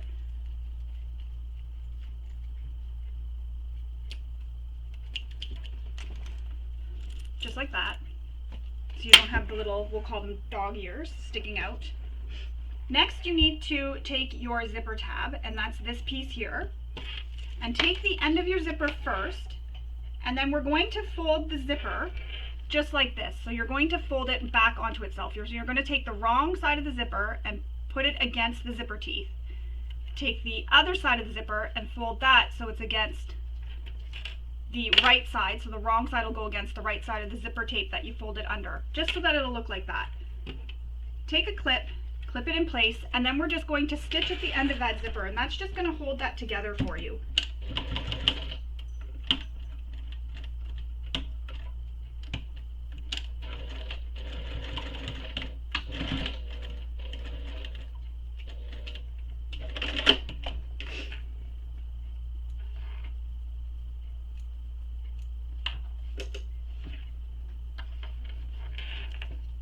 Once you have that completed, it'll look like this. Then you're going to take your zipper tab and you're going to fold it so that the longer edge of the zipper piece closes over the end of your zipper. So the short edges will line up, put a clip in place, and then we're going to top stitch this. So you're inserting that end of the zipper right to the end of the zipper tab, right in the fold. So the end of my zipper is right there, and it looks like this. And that's why you're using a material that doesn't fray, because we're not folding in our edges or anything. So that's why you want to use a material that doesn't fray for this part. If you don't have a material that doesn't fray and you want to use the zipper tab method and not the zipper end hardware, what you would do is, say you want to sew this with an extra, we'll say a 1/4 inch seam allowance. You'll cut this piece a 1/2 inch bigger, so a 1/2 inch bigger in width and a 1/2 inch bigger in length. You'll fold, so say this was the piece, you'll cut it a 1/2 inch bigger width, 1/2 inch bigger in length. You'll then fold it a 1/4 inch in on both sides, so it'll look like that. And then you'll fold the short edges in a 1/4 inch on both sides. And that'll put your raw edges inside. You'll press it, you'll have no raw edges showing, and then you can continue on with the zipper tab the way I'm showing you here. And that'll just make sure that you have no raw edges, and that's only if you're using a quilt cotton. Anything else can be left raw edge, a canvas, cork, vinyl, for leather, faux leather, which I'm using cork here.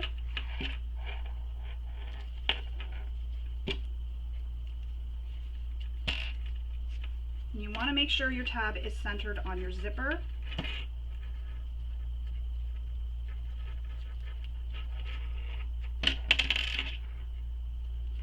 So that'll look just like that.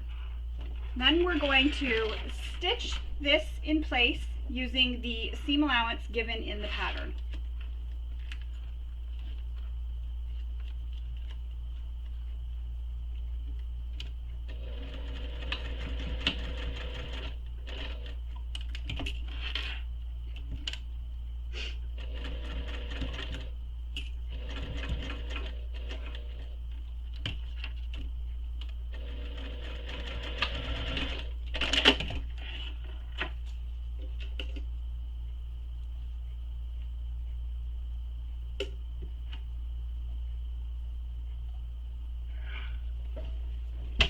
And that's how it'll look when it is complete. You will have your zipper tab attached to your zipper. Next, we need to take our lining panel, and there's some marks you need to make on your lining panel. So you'll want to go ahead and make those marks. I've made them on both my lining panel, and I made them on the wrong side and the right side. Once you have those marks made, you'll then take your zipper and you will pin it. So the end of your zipper that opens, you will pin it at that mark. So this part here of your zipper where it's turned, you'll pin it right at that mark. And what you're doing is you're placing it so it's wrong sides of the zipper against the right side of the lining.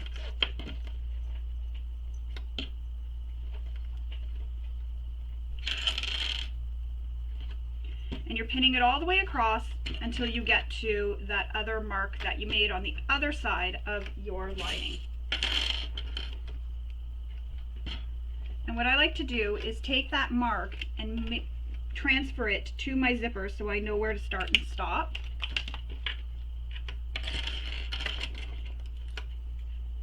And then you will sew this with the seam allowance given in the pattern all the way across, starting and stopping at those marks. So this is how it looks when it's pinned. So there's that mark that I made. My zipper starts there, and I've gone all the way across to this side.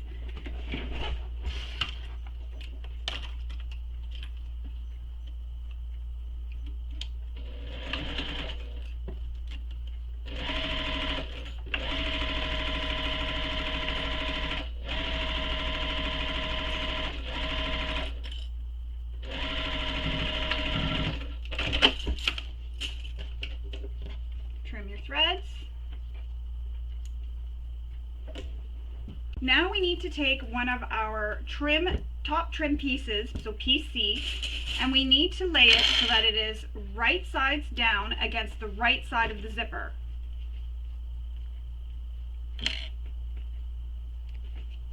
So pin it all the way across, and I like to line up the center marks as well as the edges, just so that everything lines up. And then when I sew this, I'm going to sew it from the other side so I can see those marks that I made on the wrong side of my lining panel, and then I know where to start and stop as well because I can see where I stitched. And for this, I'm going to open my zipper up so my zipper pull is not in the way. So I'm going to start and stop stitching at those marks using the seam allowance that's given in the pattern.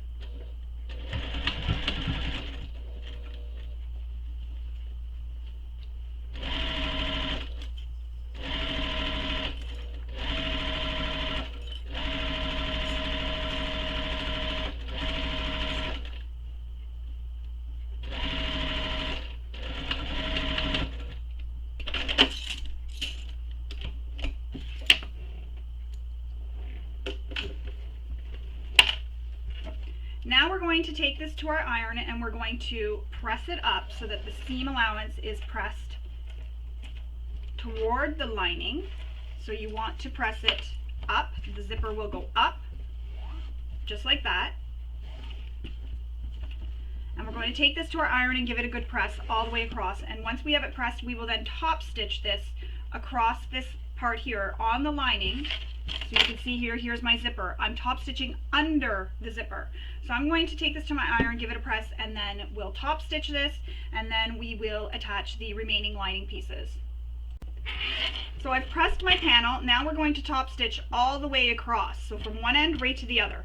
Now if you've used something like a vinyl or a cork, something you can't touch with your iron, you're not going to be able to press this. You'll have to finger press this, or if you have a roller, you can use a roller.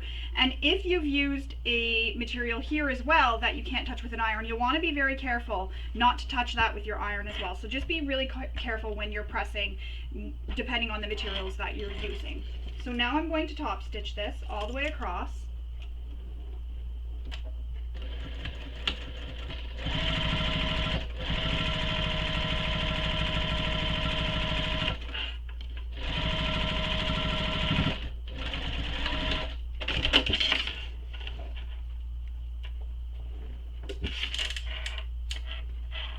There we go. That's how it looks. I've top stitched under the zipper. Now we're going to repeat that, all those steps again for attaching the remaining lining panel and the top panel.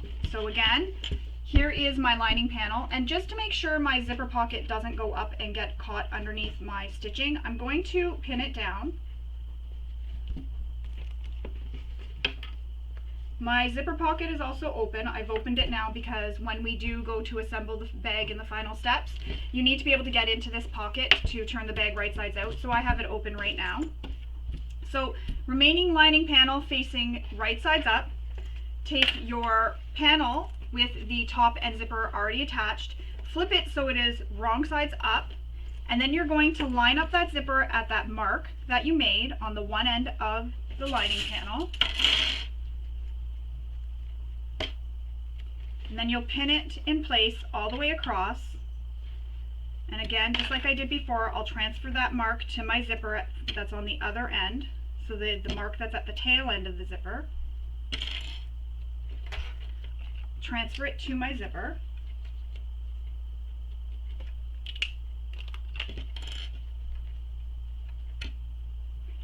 And now I will stitch this in place.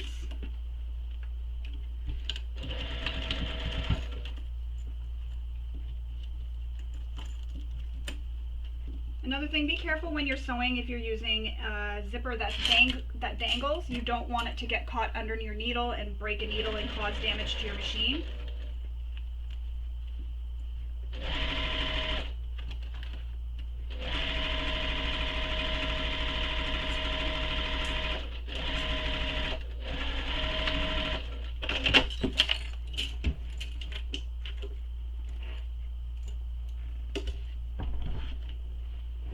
Then we will take our remaining top panel, and again, this lining panel is the one that I previously attached and top stitched, so it's still facing up, but this piece here, this top trim, I folded it down, and if you're nervous about it accidentally getting caught in your stitches, you can just put a pin in it to hold it down,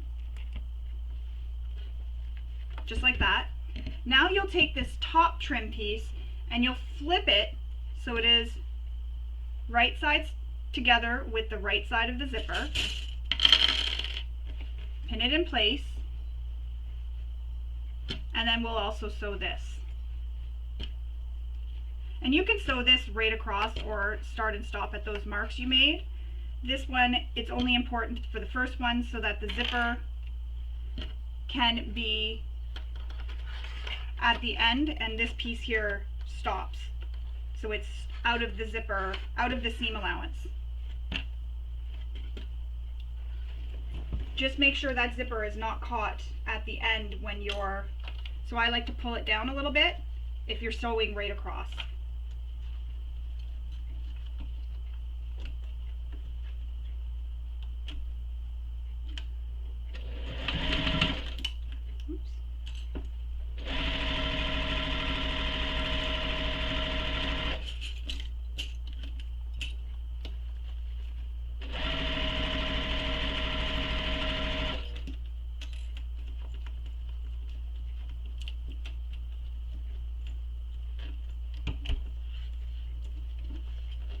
Just moving my zipper pull out of the way so I don't accidentally hit it.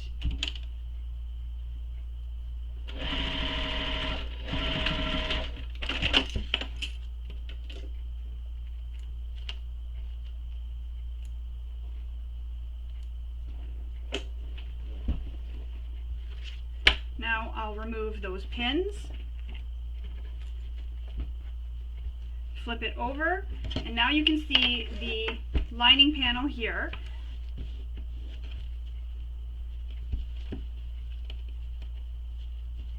So I'm finger pressing this because I am using a cork here. I'm worried that my iron, I won't be able to get it here in between these two without touching the cork. So I'm just finger pressing this now. Then I'm going to top stitch this just as we did under the zipper here.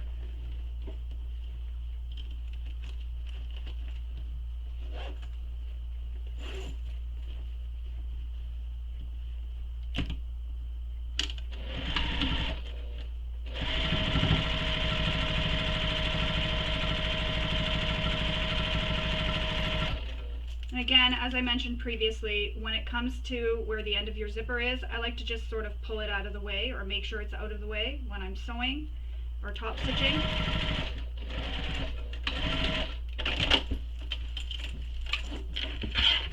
Just like that.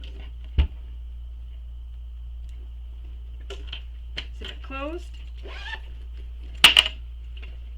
And there you have it. Your lining has a zipper attached to it. So I'm going to put this one to the side. I wanted to show you how to install that metal zipper end if you prefer to use a metal zipper end rather than this zipper tab. Oh, I see a thread I didn't trim. So for the metal zipper ends, you will need this piece, so it looks like that, and you will need a screw. And they're very small little screws.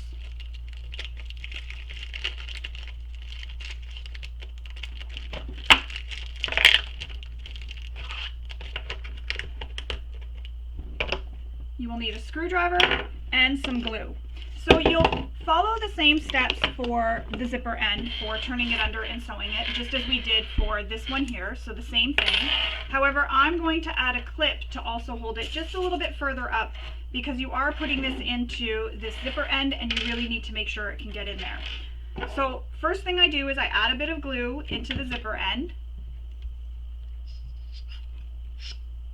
And this just helps hold it in case the screw comes out. It'll also help hold the screw when it screws into the glue. So insert your zipper into the end of the zipper end, into that open end.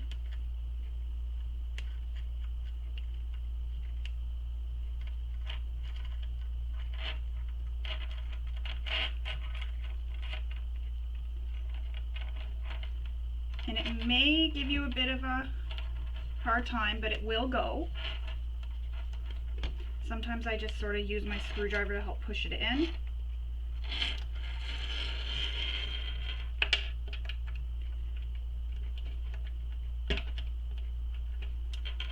Just be careful when you're pushing on it. You're not pushing directly on the teeth. You don't want to split your teeth open on your zipper. So once that's in, it'll look like this. You'll then take your screw and you'll screw it into the little hole. And these screws are magnetic, which is really nice so that it holds to the end of your needle. Screw it into the screw hole, and don't hold this in your hand like this while you're screwing this in.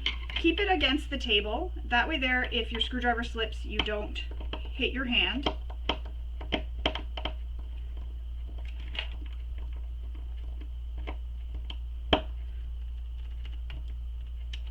Just like that. And that's how that looks with a zipper end attached. So you have the option of having the tab or the zipper end. There you go. Now we need to sew the sides and the bottom of the lining. So what you want to do is tuck your zipper tail in, and if you're worried about it moving, you can add a little pin and pin it to the lining. So tuck that zipper tail in. Then you want to line up the lining panel where it meets the top trim, sorry. You want to line up those seams so that they line up nicely. Then pin the top and at the bottom. And by pinning those, you can ease the rest of the way in, and this ensures everything is lined up for you when you're sewing. So that these seams will be even and will run and look like it is continuous. So again, this seam, so I'm going to open my zipper also a little bit. The seam where you attached your top trim to the bottom lining, line those two seams up and put a clip. Line up the top and the bottom, and then clip the rest of the way. I will also clip my bottom of the lining. Now there is a measurement when we get to the lining of the bottom for how far you're going to sew, because you're going to leave the bottom open. This is also for turning the bag. So you want to pay attention to what that measurement is when we sew the bottom of the bag. So I'm going to sew my sides, down the sides, making sure I push that zipper tail out of the way, and that's also why I've opened up my zipper. You'll also want it opened up for when we turn the bag right side out as well. But be careful where that zipper tail is, and then I'm going to sew the bottom using the measurement she gives in the pattern.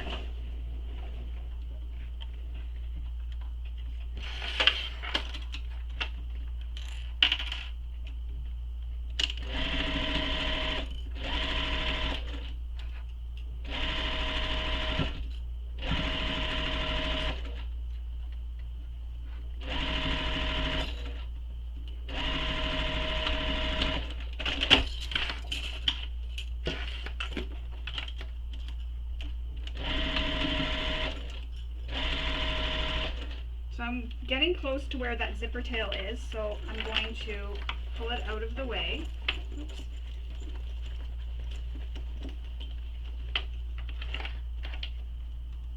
Just make sure it's not in your seam so you don't accidentally hit it.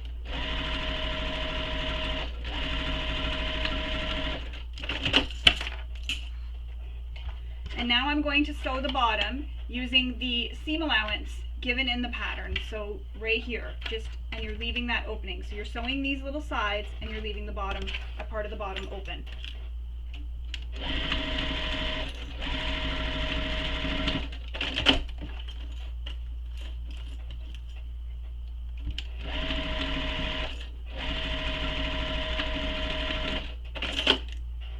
Next, we're going to box our corners.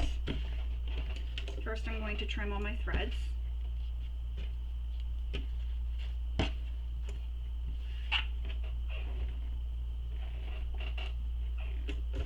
Now we're going to box our corners, same way as we did for the exterior. You can finger press the lining open.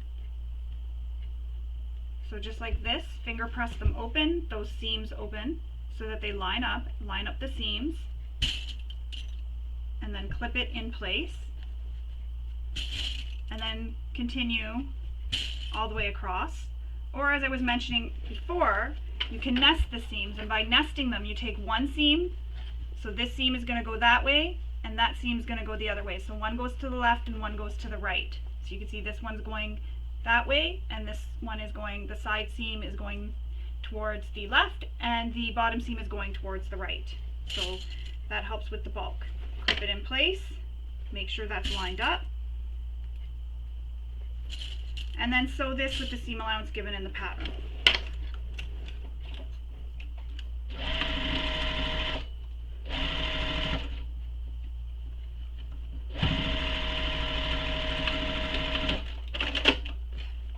Once you have this seam sewn, you can go ahead and trim it down. I like to use some pinking shears.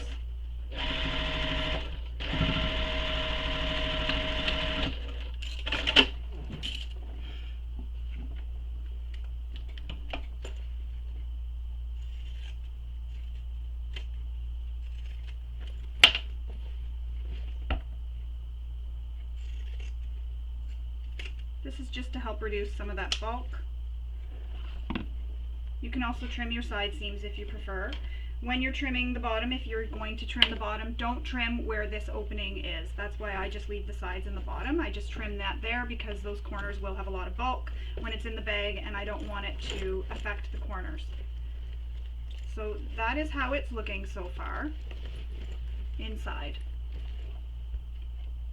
Next, we're going to put this all together, and then the final step after we put it all together is attaching our handle. And I didn't have you sew your handle. Remember at the beginning I said I was going to show you a different way, so I will show you what we're going to do with the handle. So what you need to do is turn your exterior right side out, and your lining is wrong side out.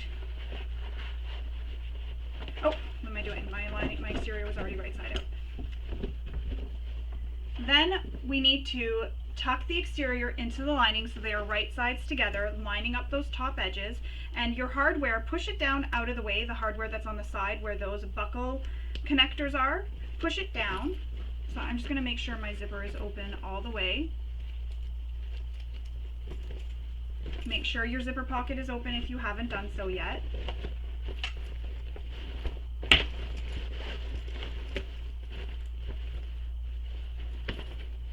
So we're going to line up the side seams first, and I'm just opening up this side seam on the lining because I've already pressed the exterior open, so I'm just pressing the lining side seam open with my fingers and then clipping in place.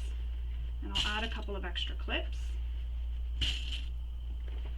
And then we will repeat that for the other side. Again, make sure your hardware is out of the way.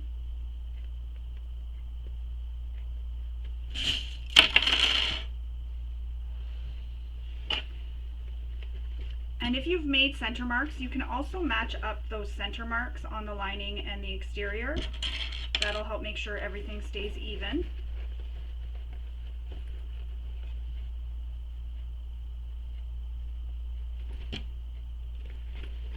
And then clip all the way around.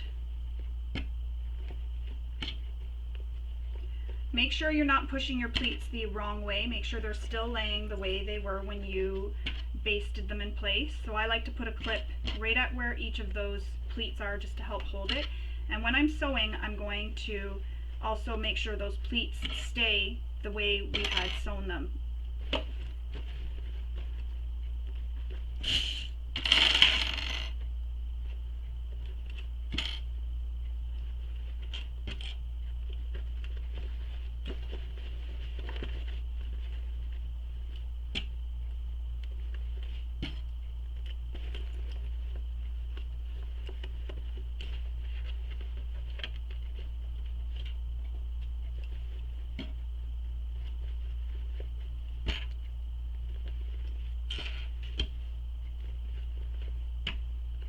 Alright, so once you have it clipped, it's going to look like this. You'll have a bunch of clips all the way around. We're now going to sew this top edge using the seam allowance given in the pattern. And for this, I'm going to take out my extension table.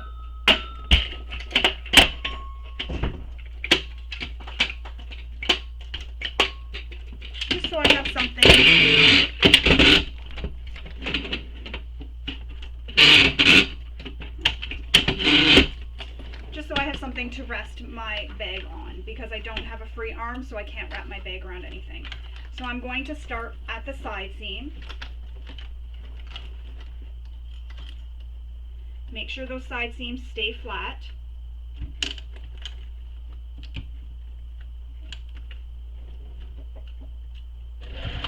Check your stitch length too, in case you stopped. We did top stitching before, or anything that you didn't accidentally move your stitch length. You want it to be the length you use when you sew a bag, not your top stitching length or any other length. And when I get to these pleats, I'm making sure they stay pleated as I sew past them and over them. That's very important for the design and shape of the bag.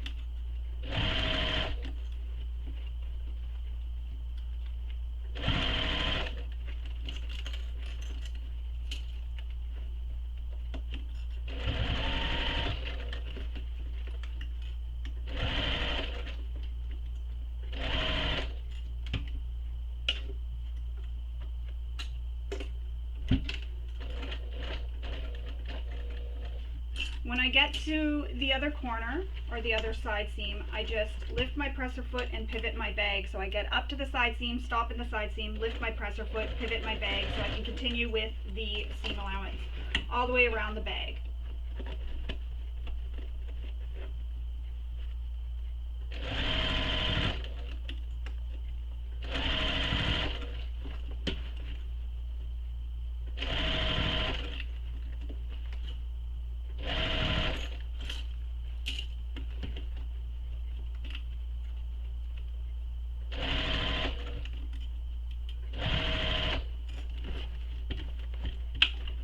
Also keep checking under your bag that your lining is flat as you're going.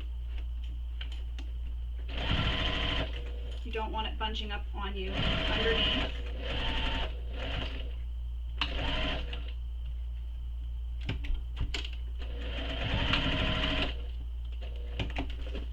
And I ran out of bobbin. So I need to wind my bobbin up, and then I'll come back and finish my stitching here. And if you run out of bobbin, that's okay, don't panic. What you can do is, where you ran out of bobbin, just back stitch over those stitches, that'll lock that in, and then continue stitching the rest of the way. So I'm going to wind my bobbin, and then I will come back and we will finish. Alright, so as I was mentioning, where my bobbin ran out, I'm just going to back stitch there and go over those stitches. That'll help lock them in, and then I'm going to continue sewing.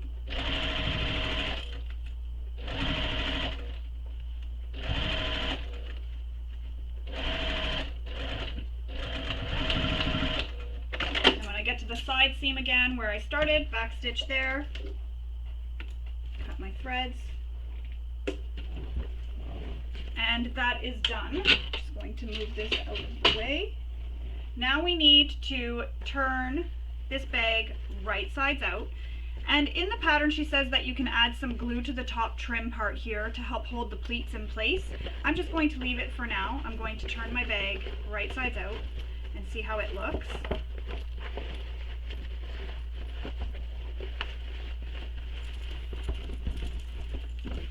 And if you're not happy with how those pleats look and you want to go back and glue it, you can just check, and yeah, you know what, I'm okay with how they look, especially on this bag because it is a bit of a busier bag. It's not such a concern for me. So I'm going to leave them. It looks good like that, but if you do want them to have a cleaner look, I guess, you can go ahead and do as she instructs in the pattern. So now that this is right sides out, we're now going to turn the bottom edge through the lining, so pull it through the lining. So remember how we had a hole in our pocket? Sorry, through the pocket, there's a hole there. You're going to pull the bottom of the lining through the pocket.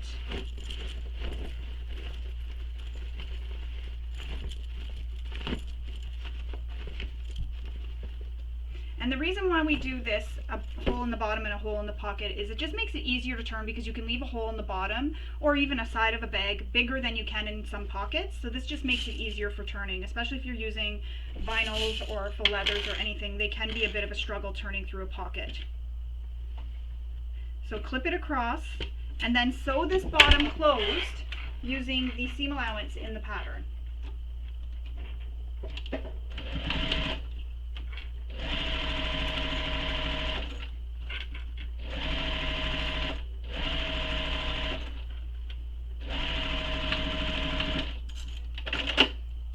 And then once you have that done,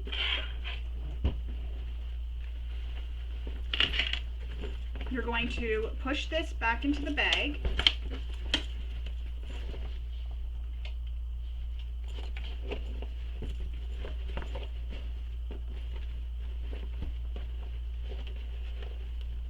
And then through the lining, through the pocket, I like to just poke out my top edges here. And if you're finding there's a lot of bulk in that top edge, you can go ahead and go trim that down. Pull it out through the pocket and trim it down a bit.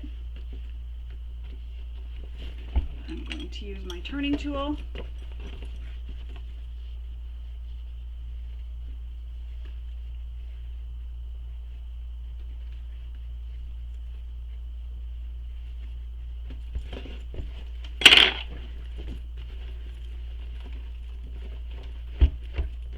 Push everything down inside the bag.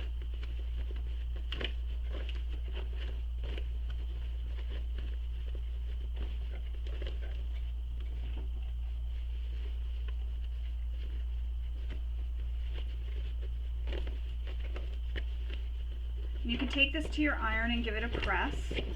And in the pattern, Toby mentions that she leaves it untop stitched, but you can go ahead and top stitch if you like. So I'm going to top stitch this one after I give it a really good press.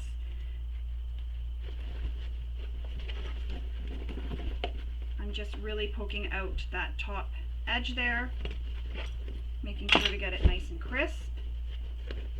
And now I'm going to take this to my iron and give it a really good press, and then I'll come back and we will top stitch it, and then we will finish with our handle. So now we're going to top stitch, and I don't have a free arm as I mentioned on my machine, so again with the extension table, turn my bag so it is lining sides out. And if you have another method for top stitching, if you have a machine similar to mine, go ahead and use that.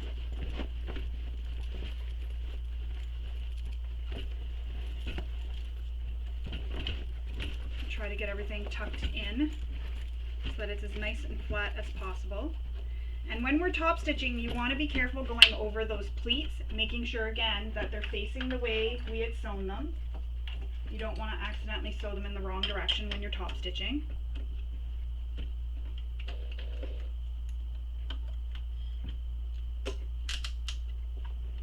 And again, I'm starting at the side seam here. And if you don't want to have any back stitches, you can do what we did when we sewed the zipper overlay. Leave long tails, pull them through, and tie them off. So you'd be pulling them through to the lining side, and then what you could do is take your needle and fish it up through the seam, pull them, and then tie them off that way. That way there you don't even see the tie off because you pulled it up through the seam. My fabric's pretty busy, so I'm okay with back stitching. It won't be as noticeable, but when I do the top stitching on that vinyl bag, I will do that. Again, I'm at these pleats and I'm just making sure they're laying flat and the way that we had sewn them.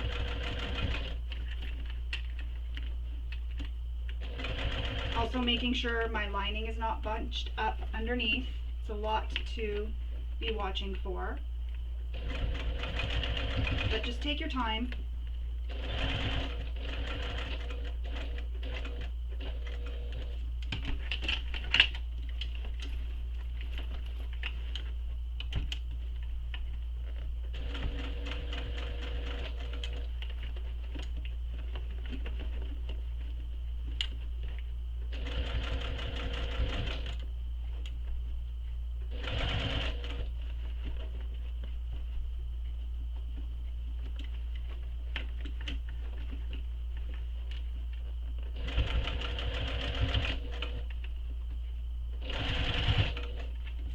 sure any zipper pulls are not in your way as well. You don't want to hit those and break a needle and maybe damage your machine.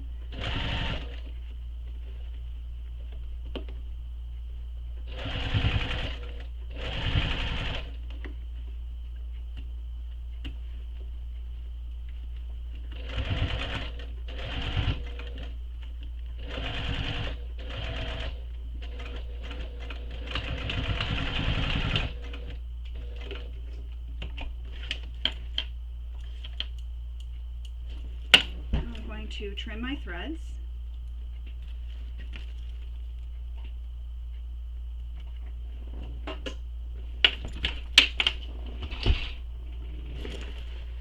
Turn my bag right sides out.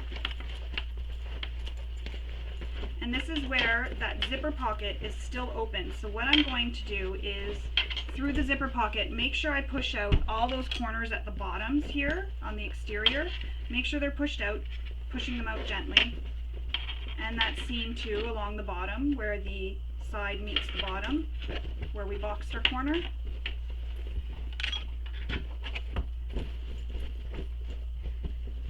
Lining back into the bag.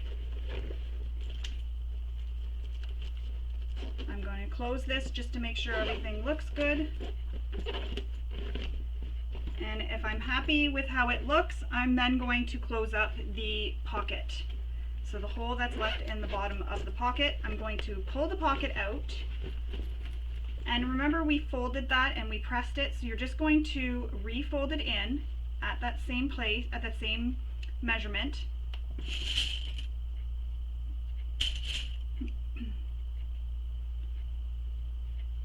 And you can take this back to your iron and give it a press if you want.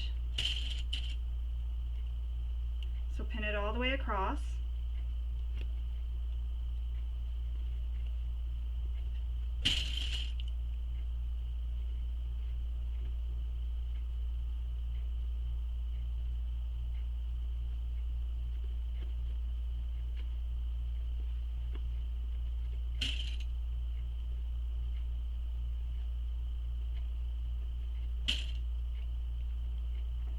And then we will stitch this closed. Don't forget to return your stitch length back to the stitch length you used for stitching a bag.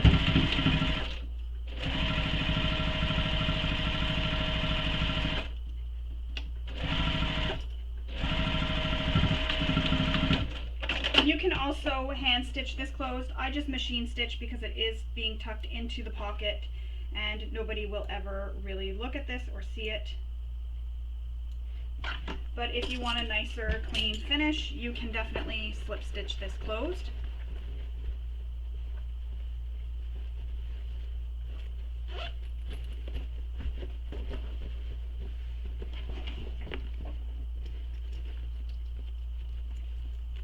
And if you prefer to have the tail sticking out so you can grab it when you're zipping your bag open or closed, you can stick it out and then just tuck it into the bag, just like that. So it's in there, it's just right here, just tucked in, or you can leave it sticking out, whatever you prefer.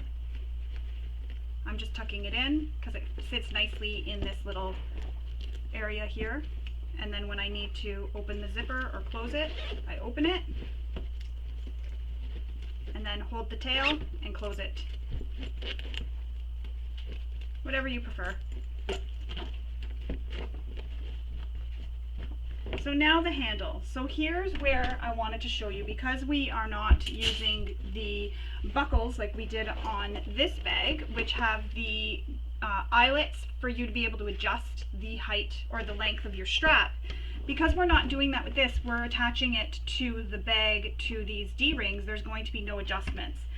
However, before I continue, you can make this an adjustable strap and use a slider if you want. So you would cut this longer and you could just make this an adjustable strap. Just make note of the measurements of the two different lengths, because you'll want to make sure whatever length you cut the first one, you cut that same one, the same difference in length. So there is a slight difference in length, one is longer than the other, so you just want to make sure you have that same difference in length when you're making them. Or you can make a traditional strap, so you just make it, if you're using 1 inch wide hardware, you would cut the strap 4 inches, fold it in half, open it back up, then fold the long edges in to meet the center, just like we did here. So you would have it like this.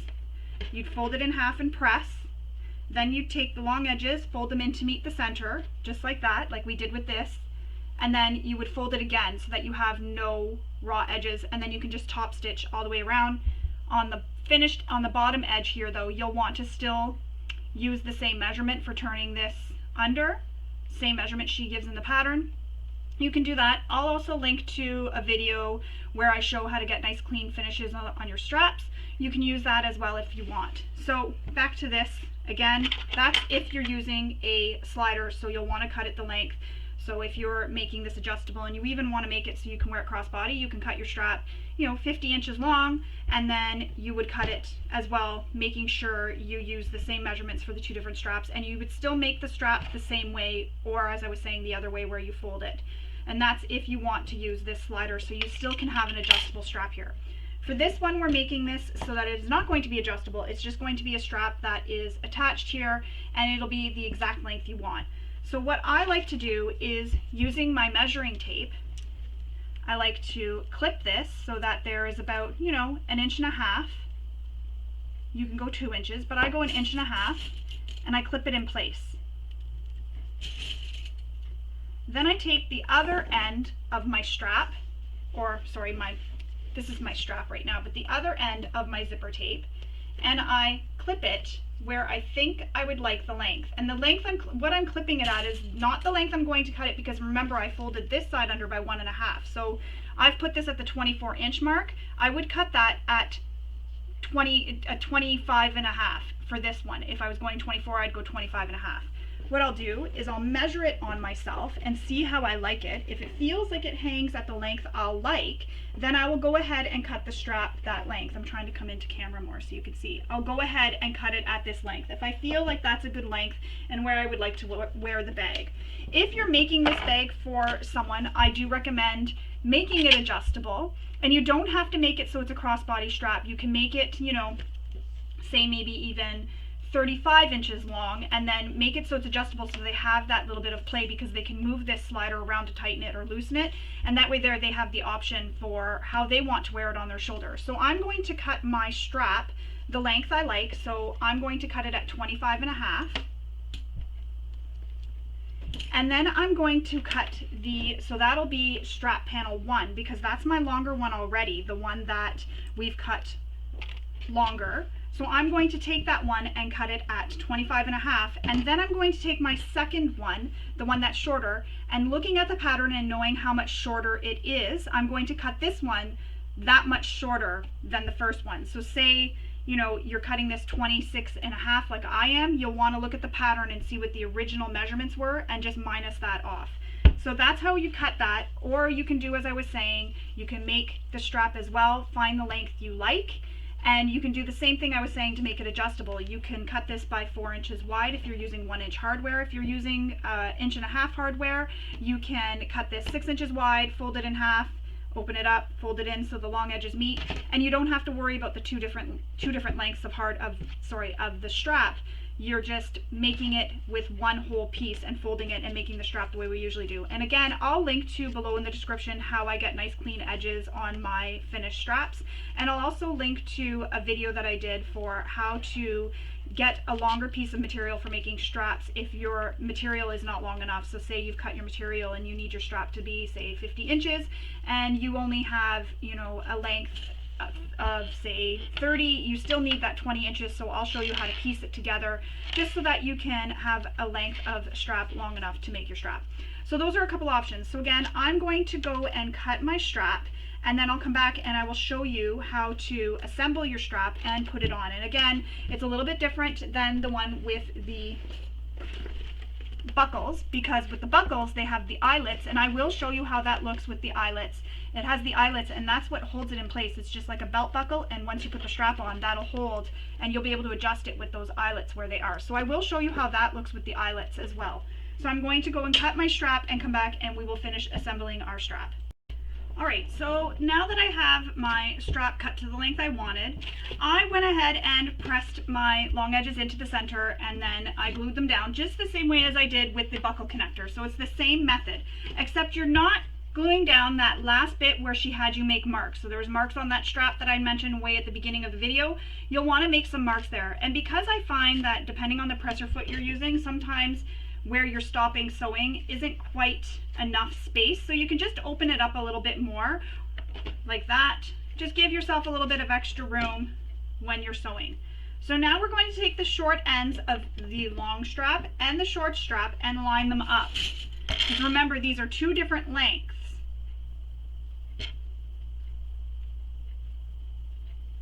So you're going to line up those short edges and make sure when you're lining up the other side that it's flat and you don't have it twisted.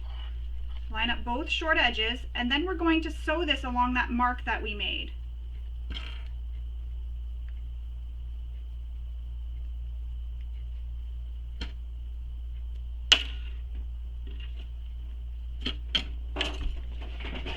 So I'm going to sew this right along that line that we made on the short edge.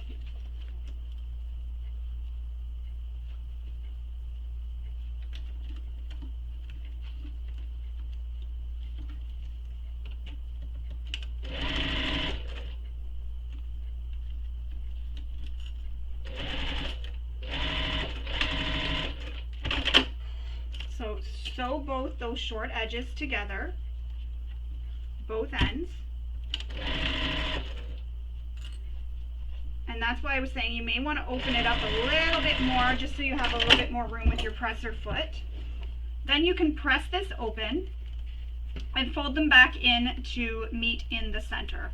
And you can use some double-sided tape there or some glue, but again, use your iron to dry it, which I think that's what I'll do. So I'm going to add some glue to the center here again. And then I'm going to take this to my iron and use my iron to set it in place and dry it so that it doesn't gum up my needle when I'm stitching. And this is just a regular washable glue stick from, you can get them at the dollar store, Walmart, anywhere like that that sells the washable glue sticks. It's just in the school section or the office supply section, depending on what store you're going to. So again, fold these back in to meet in the center and give it a press. So I'm going to go press this and I'll come back and we will finish with our strap. So I've pressed those center where the seams are together. Now we need to take our strap and we need to fold it in half, make sure it's not twisted, and where those seams are, it's going to look like that. So you're going to have the seam up a bit. It's not going to be right on the folded edge. And you just want to make sure that they're even. You can take your ruler and you can measure it. And then clip this in place. And then we're going to sew around all the edges of the strap to sew it together.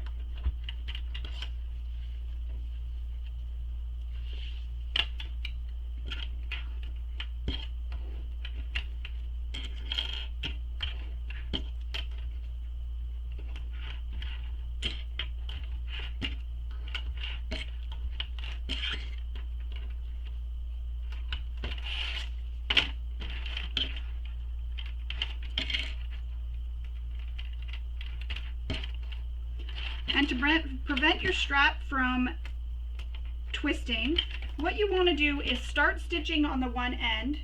So start on your short end, back stitch, and come up. So you'll start on this edge, back stitch, go down this side, and stop here, and come back on this end, on the short end, and back stitch. Then what you're going to do is flip it over and come back at the side you started at and go all the way down.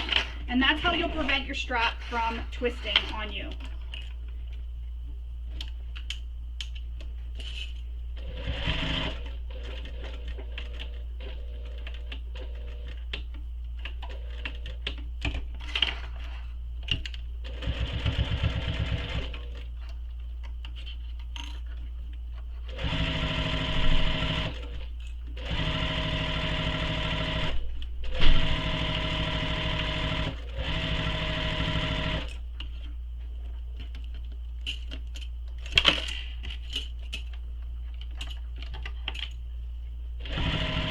Instead of clipping, what you could also do is use double-sided tape to help hold your strap together so that you don't need to use these clips.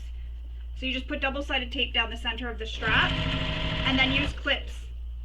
Use the double-sided tape clip it together, stick it together, and then you can also use clips, but that'll just help hold it on you while you sew. That's how I sewed my vinyl strap. So now I'm going to go down the other side of the strap the same way. So I went back where I started, back stitched at start and stop, and I'm sewing down the other side now, and this will just help prevent this strap from getting all twisted on me.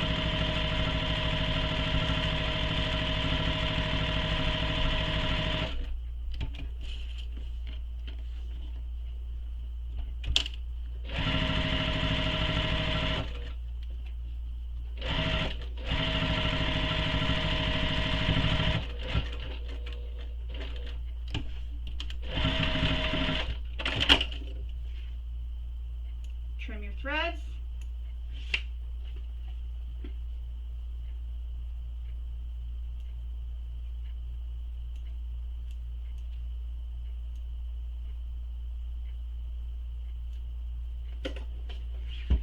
And that's how your strap will look, both sides. So remember, this side has that seam from where we attached the two straps together. Now we need to attach this to our bag. And remember, we used a specific measurement, so I made mine so it's 1.5 inches that it can go over the strap bar. So I'm just going to make sure I have that at 1.5 inches. So it's going to go 1.5 inches over the, not strap bar, sorry, over the D-ring. So 1.5 inches, and then 1.5 inches again. So under, and then just like that. Now you can stitch this or add a rivet if you have rivets. So you can stitch this. So what you would do is stitch a box all the way around, and then you can stitch even an X inside that box. Do the same thing on this side. I'm going to attach a rivet, so I don't need to be on camera for that, so I'm going to go attach a rivet to this. But if you don't have the hardware, you can, like I said, sew a box going as close as you can to the hardware, and when you're sewing up the side here, you want to stitch right over those stitches that you made previously when you top stitched. So you'll sew a box and then sew an X, and that'll secure your handle to your bag.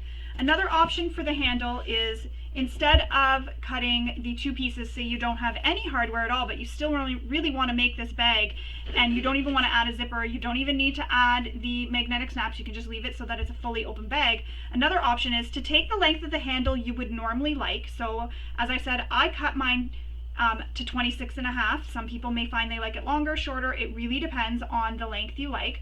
So mine was cut that length, and then I would add the length of this buckle connector to the length of your strap. So you'll take the buckle connector, times that length by 2, and then add that length to your strap. And you'll know what length this total piece all the way up, around, and back down needs to be. When you attach your strap, your buckle connector, it will be one big long strap. So the whole time you'll have this strap here that'll be attached to your bag when you're sewing everything together. And that's how you can do that if you don't want to use any hardware at all. Now you can also make it so that it is adjustable. Again, as I was mentioning, same thing, you would use the slider, and it would be the same way that I just did here, the way I attached it. It'll be a permanent attachment. However, if you are not going to want to use, say, swivel hooks or something, you would feed this through. So I'll show you how you'll do it. So you have the one side attached. You'll feed this through, just like that, over the middle bar, and you would sew this here to hold it in place. Then what you would do is take this, feed it through one of your rectangle rings or D-rings, up through the slider, just like that, back down through the slider, and then you would take the other end, it's not adjusting for me, then you're going to take the other end, and just as we did previously for this side, slide it onto your ring, and you would have an adjustable strap. And that's how you'll do that if you want to add the adjustable strap. So there's a couple of options if you don't have the buckle hardware, or you don't want to use a strap slider and you just want to use the D-rings or the rectangle rings, an option. And also if you just want to sew it with no hardware at all, again, take the length of the strap you like, add this in, and then when it comes time to sewing the D-ring, or the buckle connectors here, you would be sewing the end of the strap.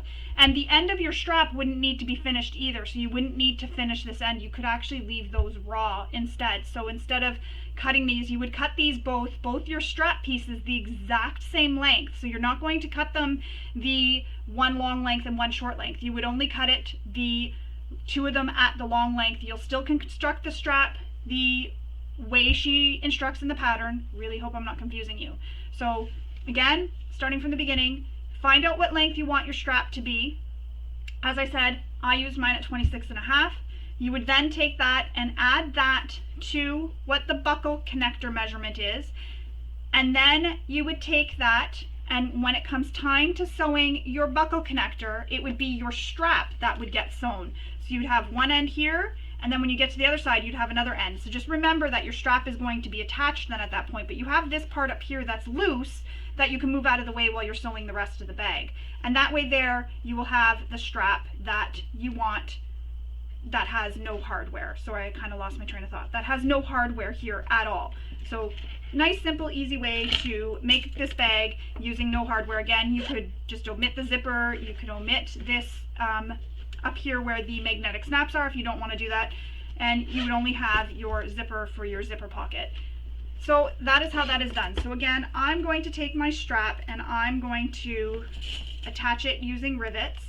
Hopefully that didn't confuse you too much. If you have any questions, you can always put them below in the comment section of the video, and as soon as I see it, I will reply and hopefully try to walk you through how to do that, because that is not part of the pattern. That is just a little extra hack that I've given for how to do this, as well as this. This is a hack. This is again not in the pattern. The pattern has the buckles. So I'm going to stop the camera. I'm going to go install my rivets into my strap, and then I'll come back and we will finish up. So I have attached rivets to my handle to help hold it on, just like that. If you have done the buckle method, now this bag is not finished. I'm going to finish it, and then that way there I'll have a completed bag, but I just wanted to show you before I went on. If you're using the buckles, so those pieces of hardware right there, you're going to thread the handle. So I'm just going to undo this. Thread the handle so that it is through, and then find a buckle that you, or eyelet that you want to put the tongue of the buckle through, and then just like that, and then it holds the bag. And that's what I was saying earlier, where the buckles are, it pulls up, and that helps hold the weight of the bag. Once you have it threaded, you can also add these strap end hardware. That's what I did, but you want to add them after it's threaded, because I found, and this may be different depending on the hardware you're using, you may be able to thread it through the buckle. However, I couldn't fit this through, it kind of stopped, but I just like how it looks on the finished end. And that's how it looks if you're using the buckle hardware on the bag. And I just want to go over one more time the strap if you're using this hardware, if you're using D-rings. So you're just finding the length you like I showed you in the pattern. So I use a measuring tape, I find the length I like, hang it over my shoulder, see if I like it, and then I cut my strap to the length I like. So your strap can be any length. Even if you want to make this just a little handbag and you just want to have a small little handle, whatever length you want, this is your bag, this is your handle, do it at the length you prefer. Then you'll cut it to that length and you'll sew these. So remember, there's two. There's a longer strap and then there's a shorter one. So you have to keep that in mind when you're cutting them, what measurements she has in the pattern and what the difference is in the length. So you'll want to make sure you cut your two that same difference in length. What you'll do then is sew these exactly how she has you sew them in the pattern. Once you're done sewing them, you'll then attach it to your rectangle ring or D-ring, whatever you've chosen to do. You can then sew this with a box with an X through it, or attach with a rivet or a Chicago screw. If you want to use no hardware at all on the side, you will take the measurement of the strap that you like. You will then add the buckle connector measurement to that length. And keep in mind, you've folded this over here by however much you've chosen to add to your strap to fold it over. So you want to minus that part off because you don't want to have this too long. I mean, it wouldn't change the length too much, but you don't want to have this too long, so you can take that measurement off because you're not wrapping it around a ring. You will then add that measurement for your strap to the measurement for the buckle connectors. So you'll take the buckle connector, times it by 2, and add that measurement. So say these were 2 inches long each, it would be 4 inches. Say your strap was 10 inches, so you'd have a 14-inch strap. Once you have the strap all completed, and when you cut it, that's something else I should mention, when you cut it, you're going to cut them both the same length. You don't have to worry about cutting them the 2 different lengths. You'll cut them both the same length. So they'll both be cut 14 inches long, as my example that I gave. And you'll still sew these the way she has you sew them, but you're not going to attach the short edges. You're just going to line them up right together and just sew down the long edges. So they're all going to be even. The short edges will line up and all the side edges. So you don't have to worry about folding the 2 short edges together and then doing it as we did in this strap. You're just making it so that there's a raw edge. When you go to attach the buckle connector, you'll then attach the strap. There won't be a buckle connector. It'll be your strap that will go down in this seam, and you'll attach it on this side and you'll attach it on that side. And when you're making the bag, just move your handle out of the way, and that way there you can make this bag without any hardware at all. And you can omit the zipper, omit those magnetic snaps, whatever you choose to omit, you can omit that. There you have it. Your Moana shoulder bag is now complete. You're ready to take it out and show it off to the world. This version is a cotton one, and this version is my vinyl one, which I used the buckle connectors for my strap. I hope you enjoyed this tutorial and maybe picked up a few tips and tricks along the way. I'm looking forward to seeing all your Moana shoulder bags that you complete. When you are done, make sure you use the hashtags in the pattern and post them on social media so that we can see all your beautiful bags that you made. Thank you for following along, and I hope you all have a wonderful day. Bye.